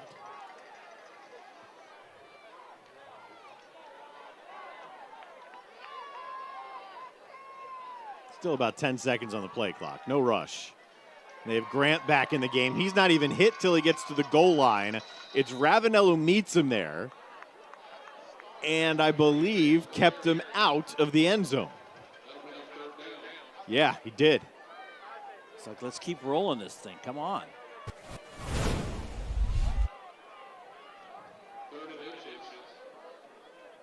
Yeah, Ravenel, nice shot, standing him up at the goal line. 6'4", 185. Defensive back heading to the Citadel. Wonder if they move him up to be kind of like an Isaiah Simmons kind of linebacker. Yeah, put on a little bit of weight. There he is, just staring it down. Grant to the inside, and they're going to stuff him on 3rd and goal to bring up 4th down. Turns his back as he gets to the goal line. Maybe what stops him from getting that extra yard.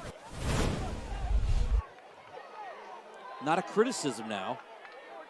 Yeah, he just kind of avoiding that tackle. The 5 kind of sent his body that way. One of the first times that on a short yardage situation, Goose Creek has won the line of scrimmage.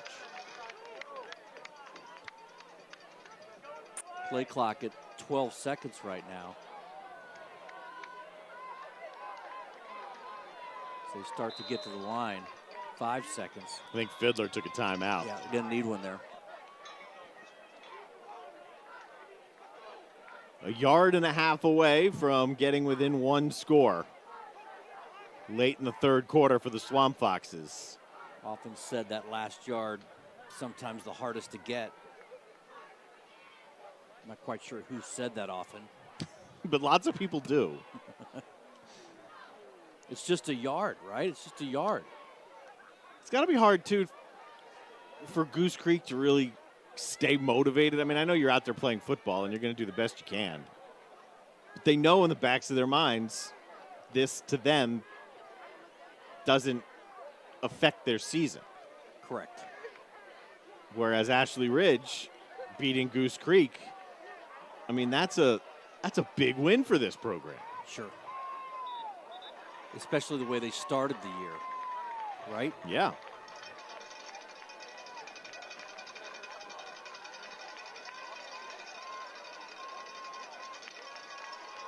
Feels See what like they come with out of a Starkville. timeout. Got the cowbells. It'll be a pitch to Grant, and he's in this time. This time he's able to power his way through Thompson. And Ashley Ridge on 4th down gets within 8. I like the play call coming out. Got the option, the quick pitch.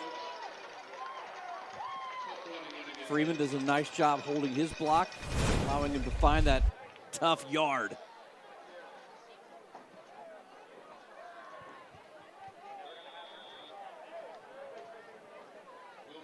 McCune tried a 40-yard field goal back in the first half. Just barely missed it. Not that one. Nope, that one's a little easier. 7-point game. Snaps a 14-point scoreless run for Goose Creek. That's what we like on Friday Night Rivals. Yeah, I say that too about Ashley Ridge and Goose Creek, but if you're Jason Winstead, you lose to Stratford. Granted, didn't affect you. Then if you lose this game, then all of a sudden you're kind of feeling like you're on the skids. You don't want to back your way down into the playoffs. Well, if you go back to Stratford, it's the way they lost. Yes. Giving up 22 straight. Yes. And then here you've got a 14-point lead. And as for my theory of Simmons not getting back in the game, that was just kicked right out the door. He's set to return this kickoff. Yeah, I think the last thing you want to do if you're Ashley Ridge here is kick the ball to Simmons and let him get a running head start. I don't know the last time I've seen a kickoff team everybody get down in a three-point stance. I would agree. Here we go. Oh, look at that. That bounces off Simmons. And he got it back. Wow. Right through the breadbasket. But I think that speaks to the mentality that we're talking about here a little bit. Yeah, how into the game are they? Just took his eye off the ball. Yeah. That's all. Not like he was texting his girlfriend back there at the 2-yard line. That would be impressive, though. That would. See what they can do here. Simmons is in the game and not going far. He is met by Khalil Whitaker. You can just tell, like that play right there, I mean, that just shows you the lower body strength that young man has. He's got a couple guys just on top of him.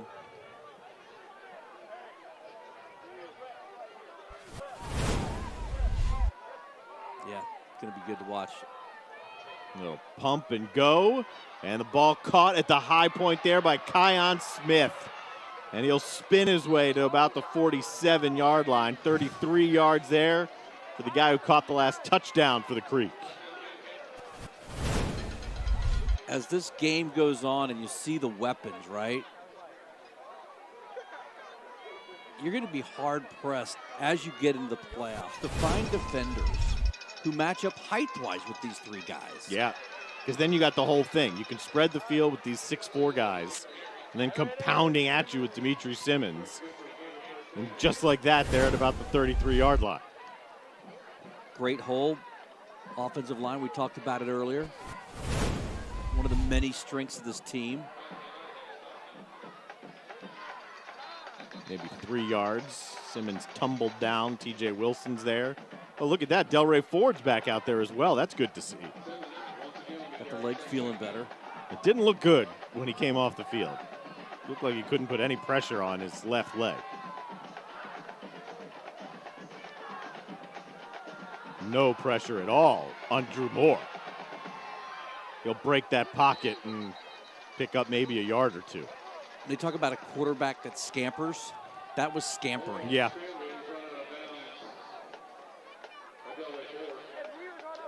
More of a pocket guy. See if they bring pressure up the middle. Well, the pressure up the middle comes in the form of the running back. And he'll be short of the first down, Simmons, as he dives there. Dubois coming up with a tackle behind the line of scrimmage. Comes off of his block right there. Makes a nice head down.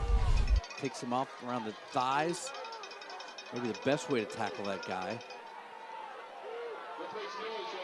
And go for it on fourth down. They do have to snap the ball. See if there's a hard snap in here. Nope. He wanted it quickly, and the ball's knocked away. I don't think they were on the same page, quarterback and receiver there, Levine. And it's Braylon Bryan who knocks it away. Able to get that hand in there, slap it away. He wanted it there. I think you're right. Yeah, and that got right through his hands, hit him in the belly. But that's the second time we've seen that, where it looks like there's a underneath receiver and the ball's gone to the outside guy. And I'm going to take back what I said about the mentality of Goose Creek, because you can see the frustration in Simmons when that ball was dropped.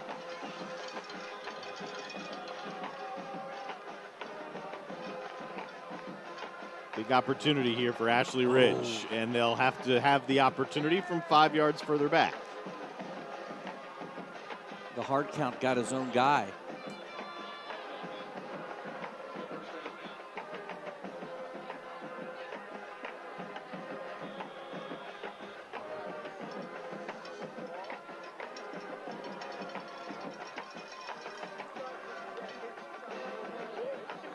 Great collegiate, great game going on with Oceanside right now. They're up 34-26. Oh, Oceanside's making a push, huh? Oceanside led. They were up.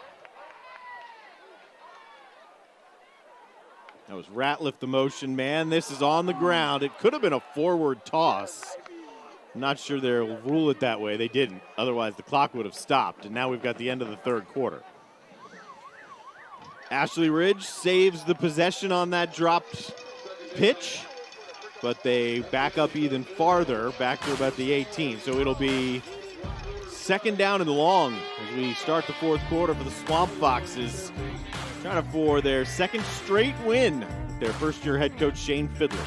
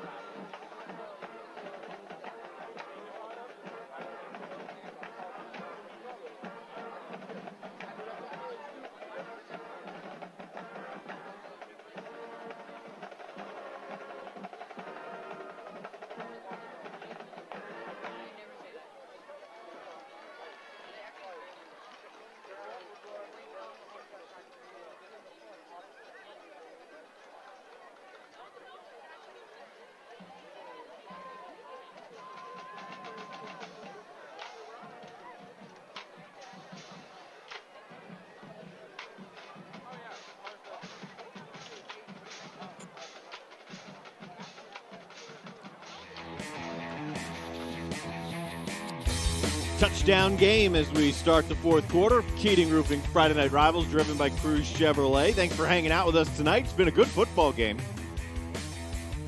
Tied at 7. And 14 straight run off by the Creek. And now Ashley Ridge trying to mount a drive here to start the fourth quarter, but they are behind the sticks. And they will stay that way. It'll be third down and 18. They really found they've had trouble in the backfield going back to their last drive, fumbling behind the line of scrimmage. Crunch some numbers here. Here's the Region 8-5A standings. Fort Dorchester continues to be the cream. Somerville 3-1. Started slow, but again, new coach, new program, pandemic.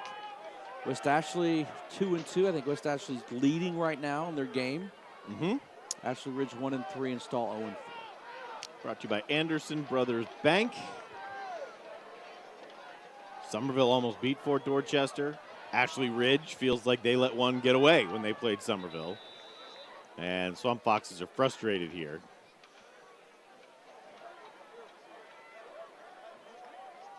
Another penalty. They took a delay of game. Fiddler didn't want to waste one of his 2 remaining timeouts.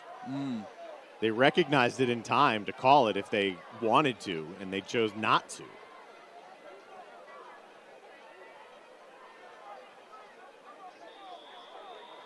I think you're coming out of that big 4th and 2 stop by your defense. Feel like you got a little bit of momentum. D-Heck reminds you to fight the spread with the mass cam. Sometimes confused with the hair in your face cam. Look out. Delivers an on-target strike as he's hit. Owen Ratliff with the stiff arm. You got to be kidding me. Ratliff's got the first down, and he's got midfield. Where do you want to start here? Wow. Let's start with the fact that Owen Ratliff, tight end, senior. And then we'll start with Connor Black getting this ball off with a man breathing down his jersey. And Owen Ratliff with a great stiff arm, cuts it to the outside. And what a huge 3rd and 18 play. It was 3rd and 22. Yeah. They mark him at the 45. Yeah, remember that one. Now here's Troy Grant. Grant out of bounds at about the 42. You even go back to that delayed game call, which I think you called perfectly. Let's save a timeout. But you could see their players were kind of scattered on the field, not knowing what was going on.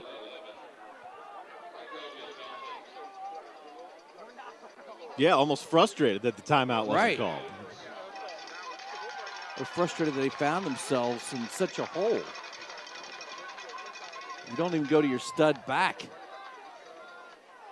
No, but they will here. A flying tackle made by McClellan. He's special, man. Been everywhere. Ethan Latham also right there.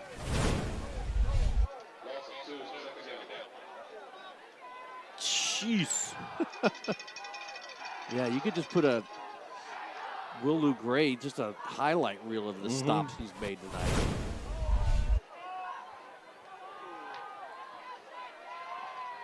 Lost 2 yards there.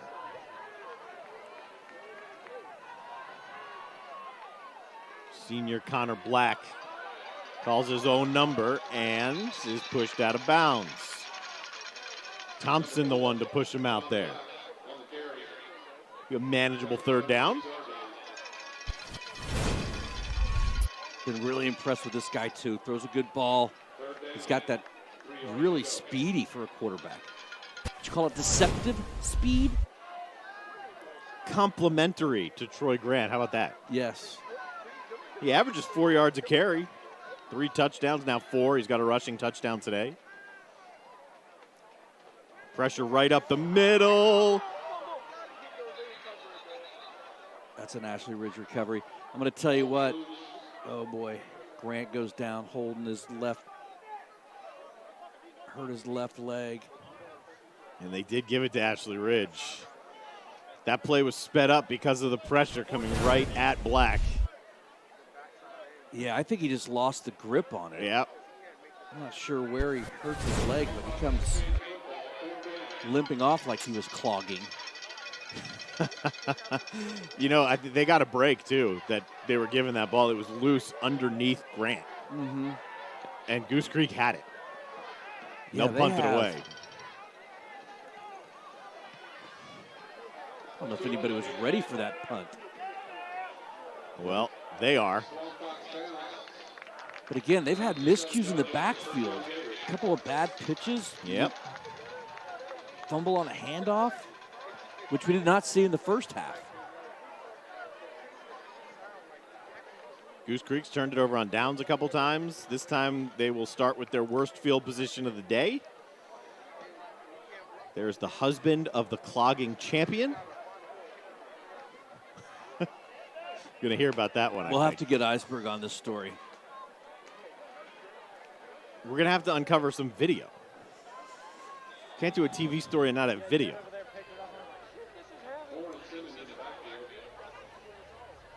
Here's Simmons. Can't get away from the outside linebacker Whitaker there. TJ Wilson helped out. We said earlier, big plays have really defined this game. Could have pointed to that 3rd and 22 and that pass to the tight end as being one of them. Coming back to the ball and dropping it is Malachi Taylor. There wasn't anybody within 10 yards of him. So you got to wipe off your gloves. Yeah, I think Taylor wanted that one much farther upfield towards him.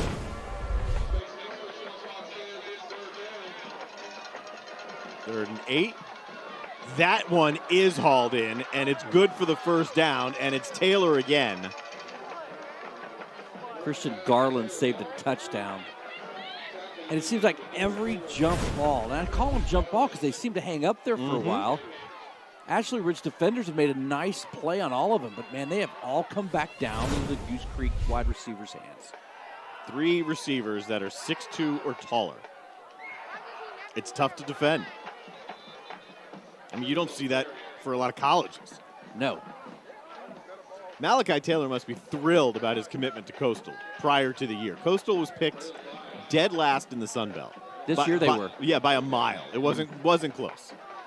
And now they're ranked for the first time in program history, unbeaten, and getting national TV love every single Saturday.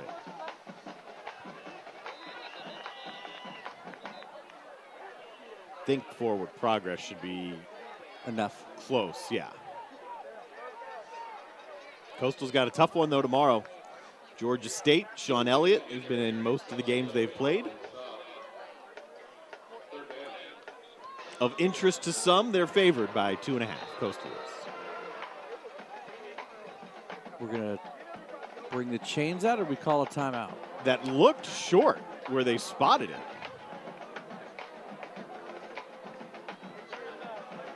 I mean, Yeah, they want to measure it.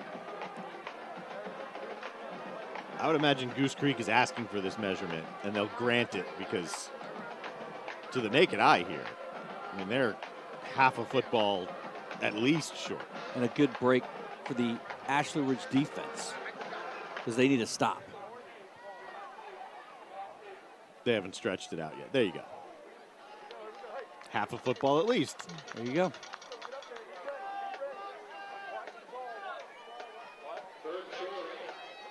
I think if you're an Ashley Ridge fan, you got to be excited about what you see. I think they're much better than what their record shows. Definitely. Definitely.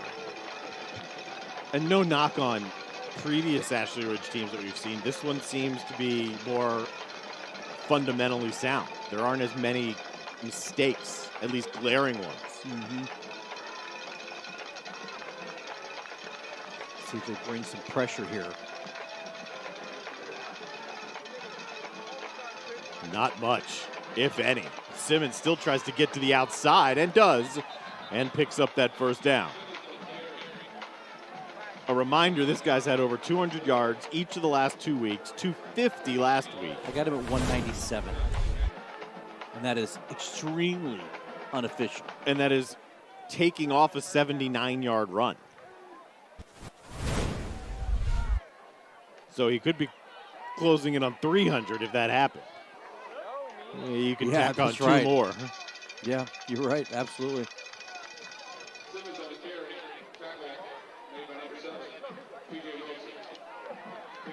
I like how he runs. Just nice and patient. Yeah. And then when he wants to explode, I mean, we've seen the speed. Ball boy up top, struggling to get off the field. Get a little pressure on Moore here. He hasn't seen much pressure today. He wants a late hit. He does. It was a push. Yeah, it's a nice little love tap. Now, I think if there's A little push. a little push. It's 3rd and 7 now. Goose Creek has had a million third downs today. This one's dangerous. Dubois chasing it, and he makes the play, slowing down Maureen Scott to bring up 4th down. Dubois had a very quiet but good game tonight.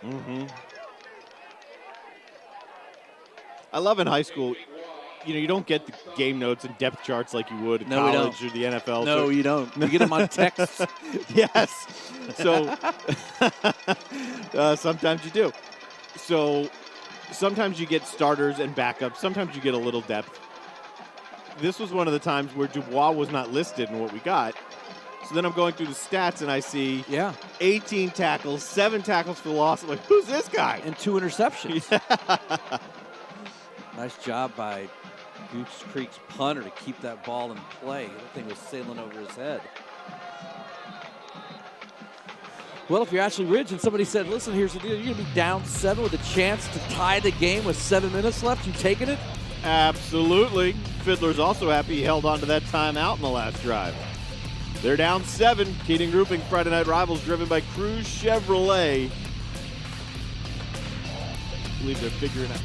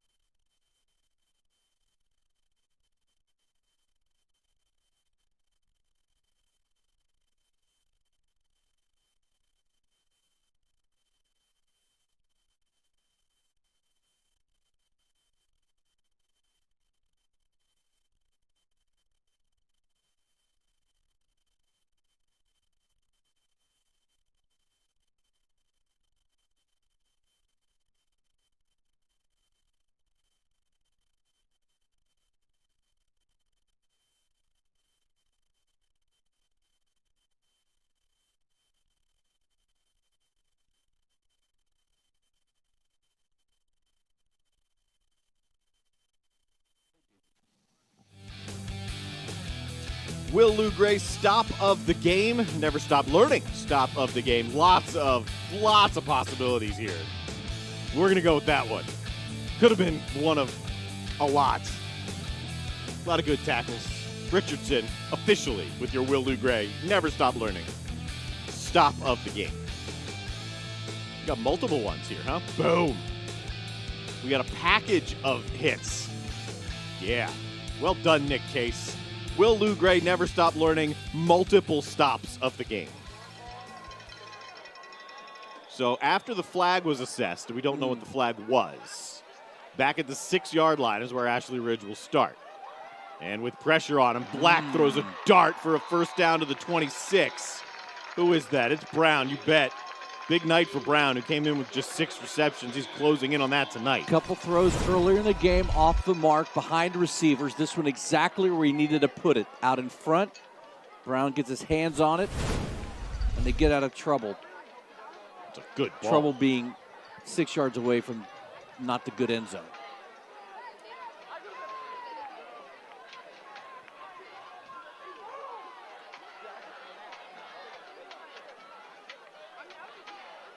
Coming back with Ratliff. Nice counter. First time you've seen it today, and it's another first down. Knocked down at about the 42. Go back to what I said a bit ago about loving the play call and the diversity, seeing plays you haven't seen before. You see Ratliff's running ability on a pass the drive before this. Now they bring him off the set all the way across the backfield. 2 big plays. I don't know what their personnel will look like next year. Yardage. I don't know what the personnel looks like, but watching this game, I'll buy stock in Ashley Ridge for next year. There you go. From the 42, Troy Grant, they'd love to have him. Grant's able to at least get around McClellan until he's pushed out of bounds. It'll look a lot different. Black's a senior, Grant's a senior, Ratliff's a senior. Well, you made mention of this, and I noticed it right off the rip, too. See Grant come around, good stiff arm, and he's able to turn on the Jets. You look at their roster. I saw their roster, and I thought, isn't there more? Mm-hmm. Right? And again, another program with players in the hallway who need to come out and play football. And if you watch this team play, it looks like it'd be fun football to play. I like the big Swallowed guy. up by Andrew Allen I there. like the big guy, Hampton Smith. We saw Hampton Smith earlier. Watch him at the end of this play. I think it's kind of on your left side of your screen. Mm-hmm. Keeps pushing away and gets a little hand-to-hand combat in. Goose Creek bringing pressure on that play. Allen's the one who was the up back for the fake punt at the end of the first half. Couldn't I'm not find a going through hole. that sequence again. Mhm. Why would you bring it up? Big 3rd and 5 here. Long 5. Need to get to the 48. Not sure that snap was handled cleanly.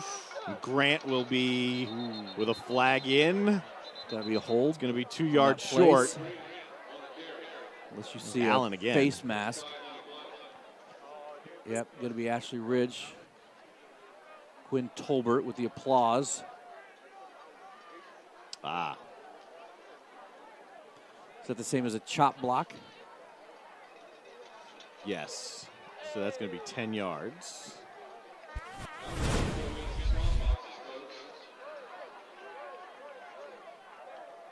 I'm going to be honest with you. I think he fell down. I don't think that was like.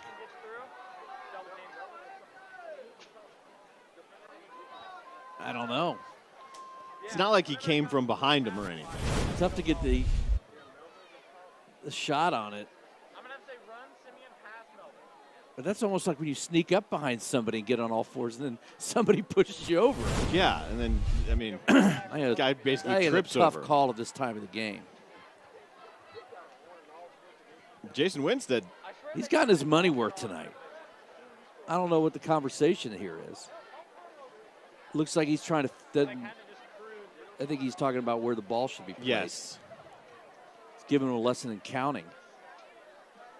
Not accounting, but just counting.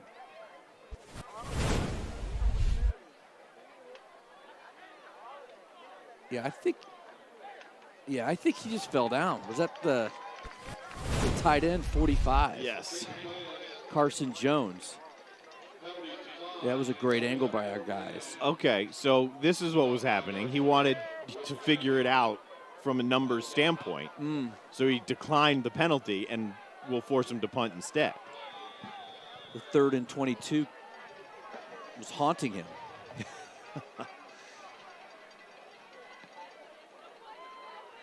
Best punter we've seen this year on Friday Night Rivals. If it sits, oh.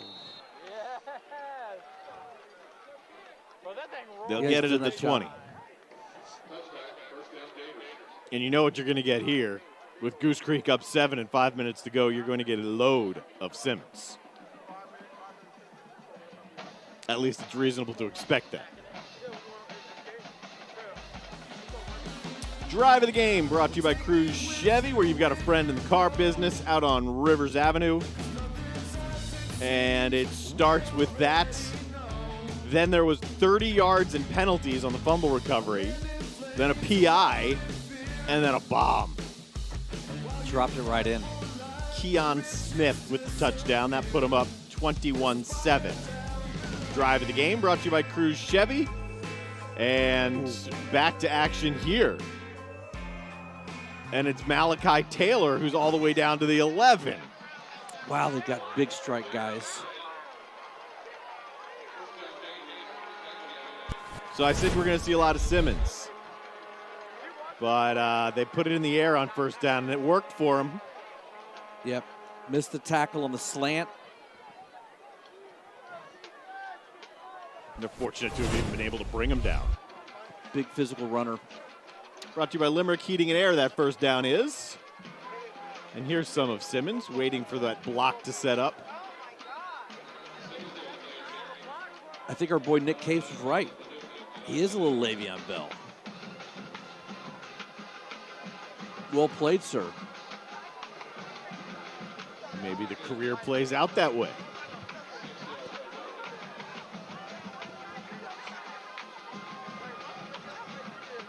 Well, I go back to that call on the block below the knee. Mm-hmm. That would have left him 4th and 2. Well, I guess it would have been 4th and 5 because they declined the penalty, and that's what where it the was. spot was. Yeah. But that's not where I thought he came up a couple yards short of the first down. So did I. But maybe that's where the penalty was. Yeah. Or maybe that's why they declined the penalty because they would have spot the ball there. These officials got lots of splaining to do. Could we put them on the headset? Wouldn't they love it? You know, it's funny, through the years, I mean, you get to know the officials fairly well. Some of them, yeah. We've gotten texts in the past. Guys will go back and watch the game and clarify some things that we've said mistakenly. Oh, yeah.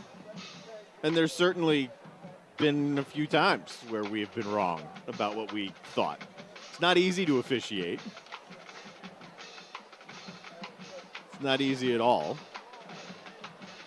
In fact, I was showing an official friend of mine something from last week's game, the B.E. Hanahan game, and he was trying to explain it to me. It was something that they blew horribly. I forget which play it was, but it stood out like a sore thumb. I think it was, remember the end of the half was botched last week too? It was something around that. Gotcha. Yeah. So I don't think we explained it the right way, but we were on top of the fact that what was happening was incorrect. But these guys are, you know, they've got regular jobs. They do this on the side. And that's a big point of contention in college right now as well. There's a major push to pay these officials more and make it a full-time job. Here's Simmons. Slips through the first wave, and the touchdown's easy for him. We've got him over 200 yards, a touchdown there for him, which is his second of the day, one receiving, one rushing. And that probably puts the game away with 4:13 left. Again, waits patiently, got a good line out in front. 54 opens up that side of the hole. Andrew Nelson, 6'4", 280. And Simmons does the rest. You walk away from this game thinking Goose Creek's got the ability to win a couple games in the playoffs. No doubt. They also need to fix some things defensively. And that's something Jason Winstead said to me very honestly today. He said, we've got to fix stuff on defense, and that's on me. That's what he said. Keating Roofing Player of the Game. We thinking Simmons here? Got to be thinking Simmons here. It's Simmons. This is the 78-yard screen. See, he waits patiently on the runs, but when he wants to kick it up, he's got some speed. Yep, he can go. And then we saw it again on a long touchdown run that was called back. And here again in the open field. Only a junior, listed at 170. I don't buy it. I think he looks bigger. He plays bigger. I know that. Imagine him at 200 pounds. Yep. I mean, if he's listed at 170, maybe next year he's 180, 185. You can probably put that on in the offseason in the gym. You can bet he's playing somewhere in a couple of years. Bro, Simmons got player of the game. Somebody keeping an eye on the broadcast. I don't know who you are, young man, but you've got a future in broadcasting. There's that short pooch kick again. You should ask Coach if he's surprised that Simmons got player of the game. Well, that ball came out. I think he was down.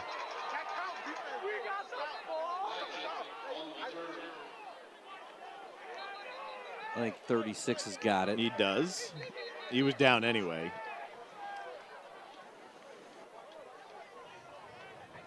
But in the playoffs, the talent that is out there for Goose Creek is undeniable. You got a big offensive line. You've got a running back like Simmons. You got a sophomore quarterback who, if he can limit his mistakes, then the combination of Simmons and your three receivers. Yes. That's going to be a tough out. And Scott's Scott still brings the speed when you sit Simmons for a play or two. Ashley Ridge now has got to find some quick strike offense. And they bring pressure with Allen. They get it to the outside. Shaheed Ladson. That's a first down and plenty more into Gator territory. There you go. We're going to put him at the 40. Ladson dropping his shoulder, delivering a hit, heading out of bounds. Limerick heating and air first down for the Swamp Foxes.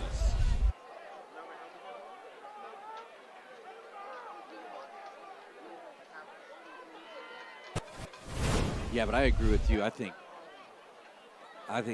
what we've seen tonight, Shane Fiddler's a guy that can do for the Swamp Foxes what Jason Winstead has done for Goose Creek and do it in short order. Yeah. Connor Black taking a shot, and there's only two guys who are going to catch that one. That goes to Jordan Turner, and that will seal it, even though they're going to have the ball at about the 2. Threw it into double coverage.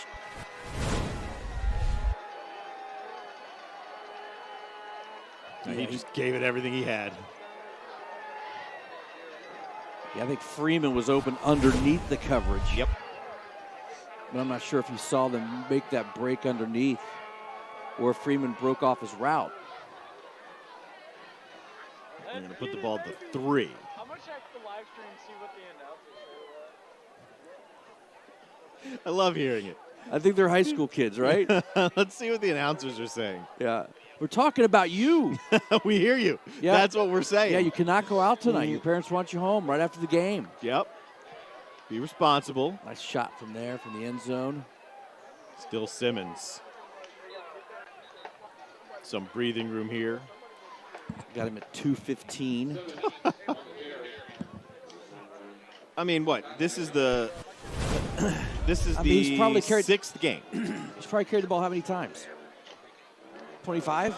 Oh, more. Got to be more. But if this is the 6th game for him, if you've got him at 2+, that's 1,100 yards in 6 games. I mean, he's pushing up on 200 a game.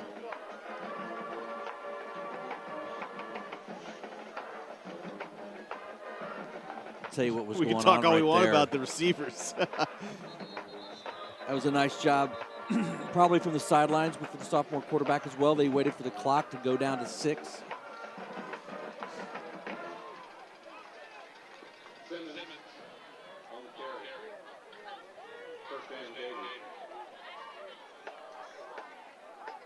See if Ashley Ridge decides to stop the clock at all with their 2 timeouts. Now this is a smart move by Winstead.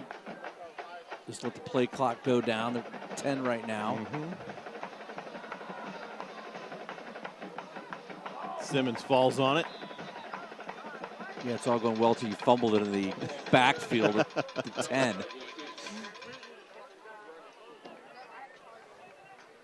Officially, you got to mark 5 yards off for Simmons. They lost 5, and he recovered that fumble. Stop. Just saying. If you want to be official about it, which we're not. I already told you it was very unofficial. It's very unofficial. We see the play clock. Nice job by our camera crew on the field. It's like when quarterbacks get sacked and it takes away rushing yards. It's crazy. Be 3rd down and long.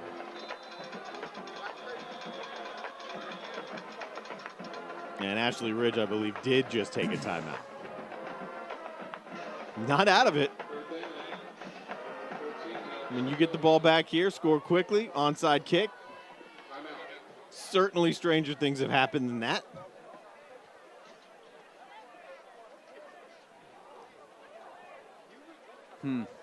It's been a good game, but it's been odd. There have been stoppages. It feels it's been a long game.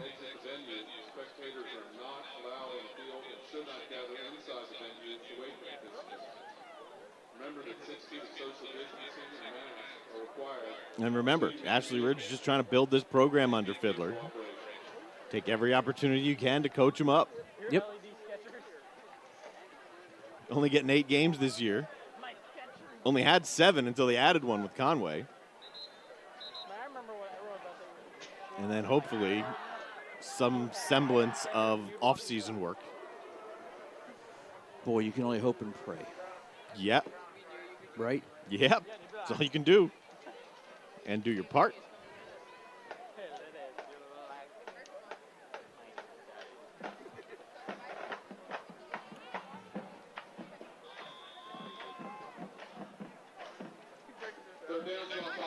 Do they dare throw it here? No. No, I would tackle that guy with a ball. That's a good plan. Find ball, stop ball. He got us 5 yards back. You happy now? Yes. And he also Went out of bounds. did not. No. It was heads up. They forced the timeout. He stayed in. So Ashley Ridge had to take that final timeout. Man, you're on it. You're on it. It's our crew, man. I'm sitting here watching it just like everybody else. And then the back of that play, the official came in winding the arm. So a big return. Maybe Ashley Ridge is in this thing. Goose Creek next week has Somerville. Ashley Ridge has Cane Bay, then Conway.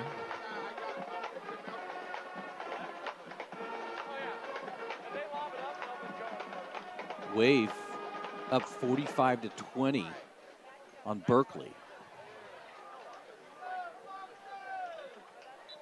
45-20. That's an eye-opening score. I wonder how many of the starters played their usual minutes for Berkeley. OCA and Gray, they're tied at 36. After Oceanside scored on a kickoff, they had a player who's injured and is now being taken off by ambulance. So, Well, that's happened a couple times down there with them. yes. Uh-oh. That one's fielded by Canada, blocked.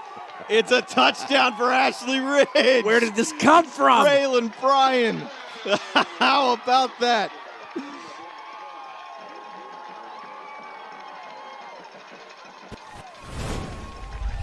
Yep, that rolled back to him. I've never punted before. Have you ever punted, like in a game? I was a goalie. I didn't It's punt got the to be. football. It's got to be terrifying back then. Especially if you drop the ball, and by the time you look up, you've got guys in your face. I mean, they're getting helmet taps to Canada, but it's not his fault.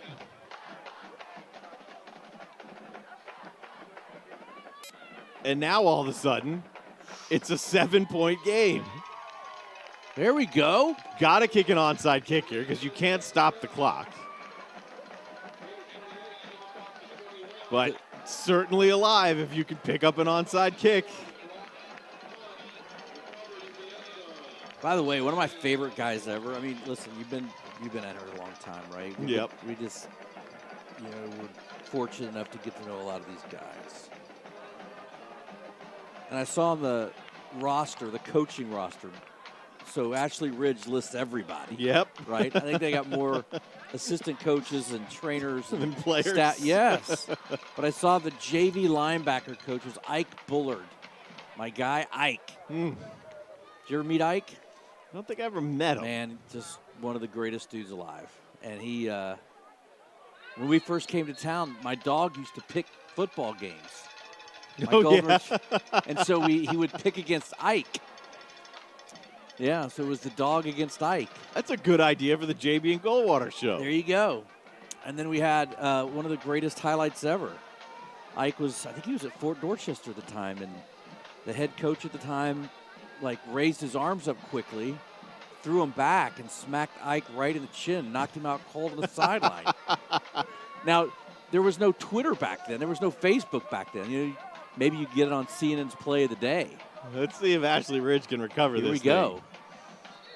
Oh, they were offside. Was it? That was the flag.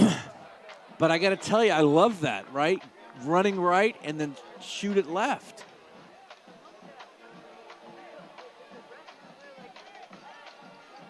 They get to try again. I think he's pointing straight there.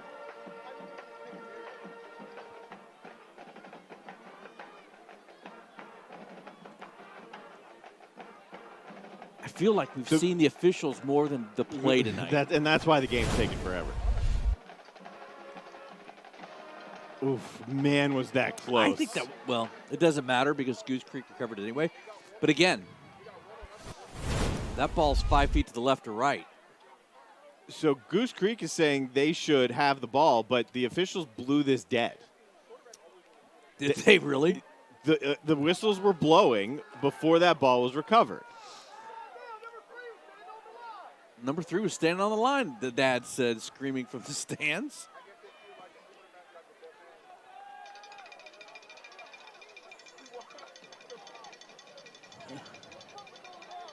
It's offsetting. There was a neutral zone infraction on Goose Creek. Oh, there you go. The guy was standing on the line. That's what he was saying. Number 3 was standing on the line. That's the quarterback. I got a question. Have you ever seen a quarterback on the front of the hands team on a kickoff? No. Ever? No. But Where good for him. Where are we going now? Try the same thing. Get the hop. Oh, ball on the ground. Oh, we got flags. Another flag. Now, so here's what you got to figure. Ashley Ridge cannot touch that ball till it gets to the 50. However, if Goose Creek hit it first. They did. Oh, it looks like they recovered. He's been very active on special teams, Andrew Allen, today. I got a question. Why is your linebacker and your quarterback on the front line as your hands team? They got good hands? Then why is it Andrew Allen like a tight end? I don't know. Maybe as one of the guys to pop someone instead? I don't know. Not again. Give it to me. Give me the other one on the right side. Oh. All right. So Goose Creek will win this thing. They can kneel it out.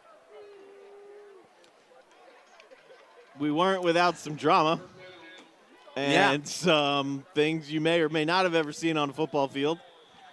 But that's been a consistent theme this year, keeping us on our toes. Listen, we come in every night, just like you said, right? What do you want? You want a competitive football game. That's right. We got it. We got to see some great players tonight. We did. A lot of guys out here that will be playing on Saturdays. And I've said it before, and I'll say it again. One of the coolest things about doing this is that these kids get an opportunity to play on TV. Yep. Right?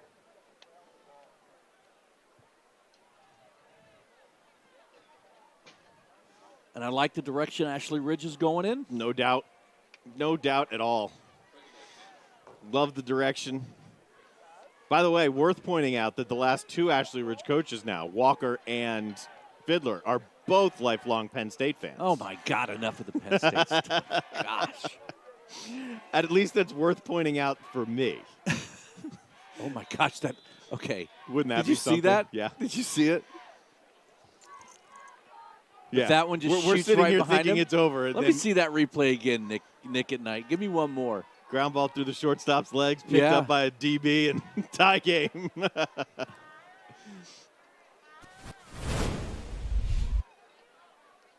Watch how close. That was the one before. Well, good win for Goose Creek. Sets them up. They got Somerville next week and then heading to the playoffs, so they'll take it. And they'll host Carolina Forest, I would think. I believe so. As a region champion. Yes. So Winstead's team picks up its 4th win. Showed off some of its stars in the process, their receiving core, Simmons. And got to be some mutual respect and who knows what else. With Fiddler, Winstead. We'll take a break. We'll bring you back for the trophy presentation and send you on your way. Goose Creek wins it 28-21, knocking off an Ashley Ridge program that absolutely, no doubt, significantly better than their one-win record would tell you. Back after this.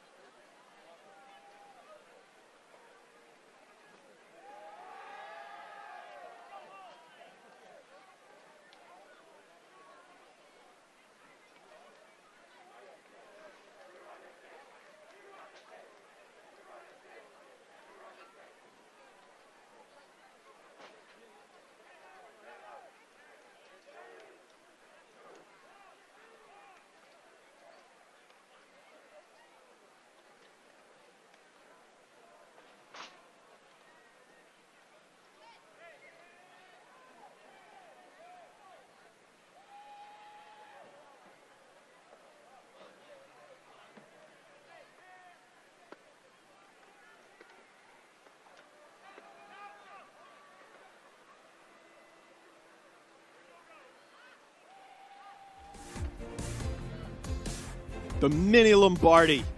It's going Yeah. to Goose Creek in our Keating Roofing Trophy presentation. Man, I love that thing. Goose Creek wins it. Then they will, in 2 weeks, begin their quest for the trophy they really want. And they've got the weapons to make a run with Jason Winstead and crew. 28-21, your final score. Tonight, Goose Creek goes to Ashley Ridge, takes a strong test from the Swamp Foxes, and improves to 4-2 in the process. We thank all our sponsors for making Friday Night Rivals possible. Next week, we have Bishop England and Philip Simmons. And we follow that up with a playoff game. Believe it or not, we are going into week 9 of Keating Roofing Friday Night Rivals, driven by Cruz Chevrolet.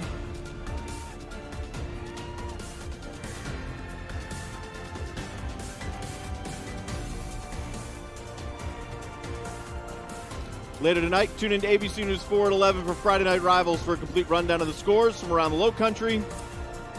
For my partner, Dean Stevens, and our entire crew, nice job tonight.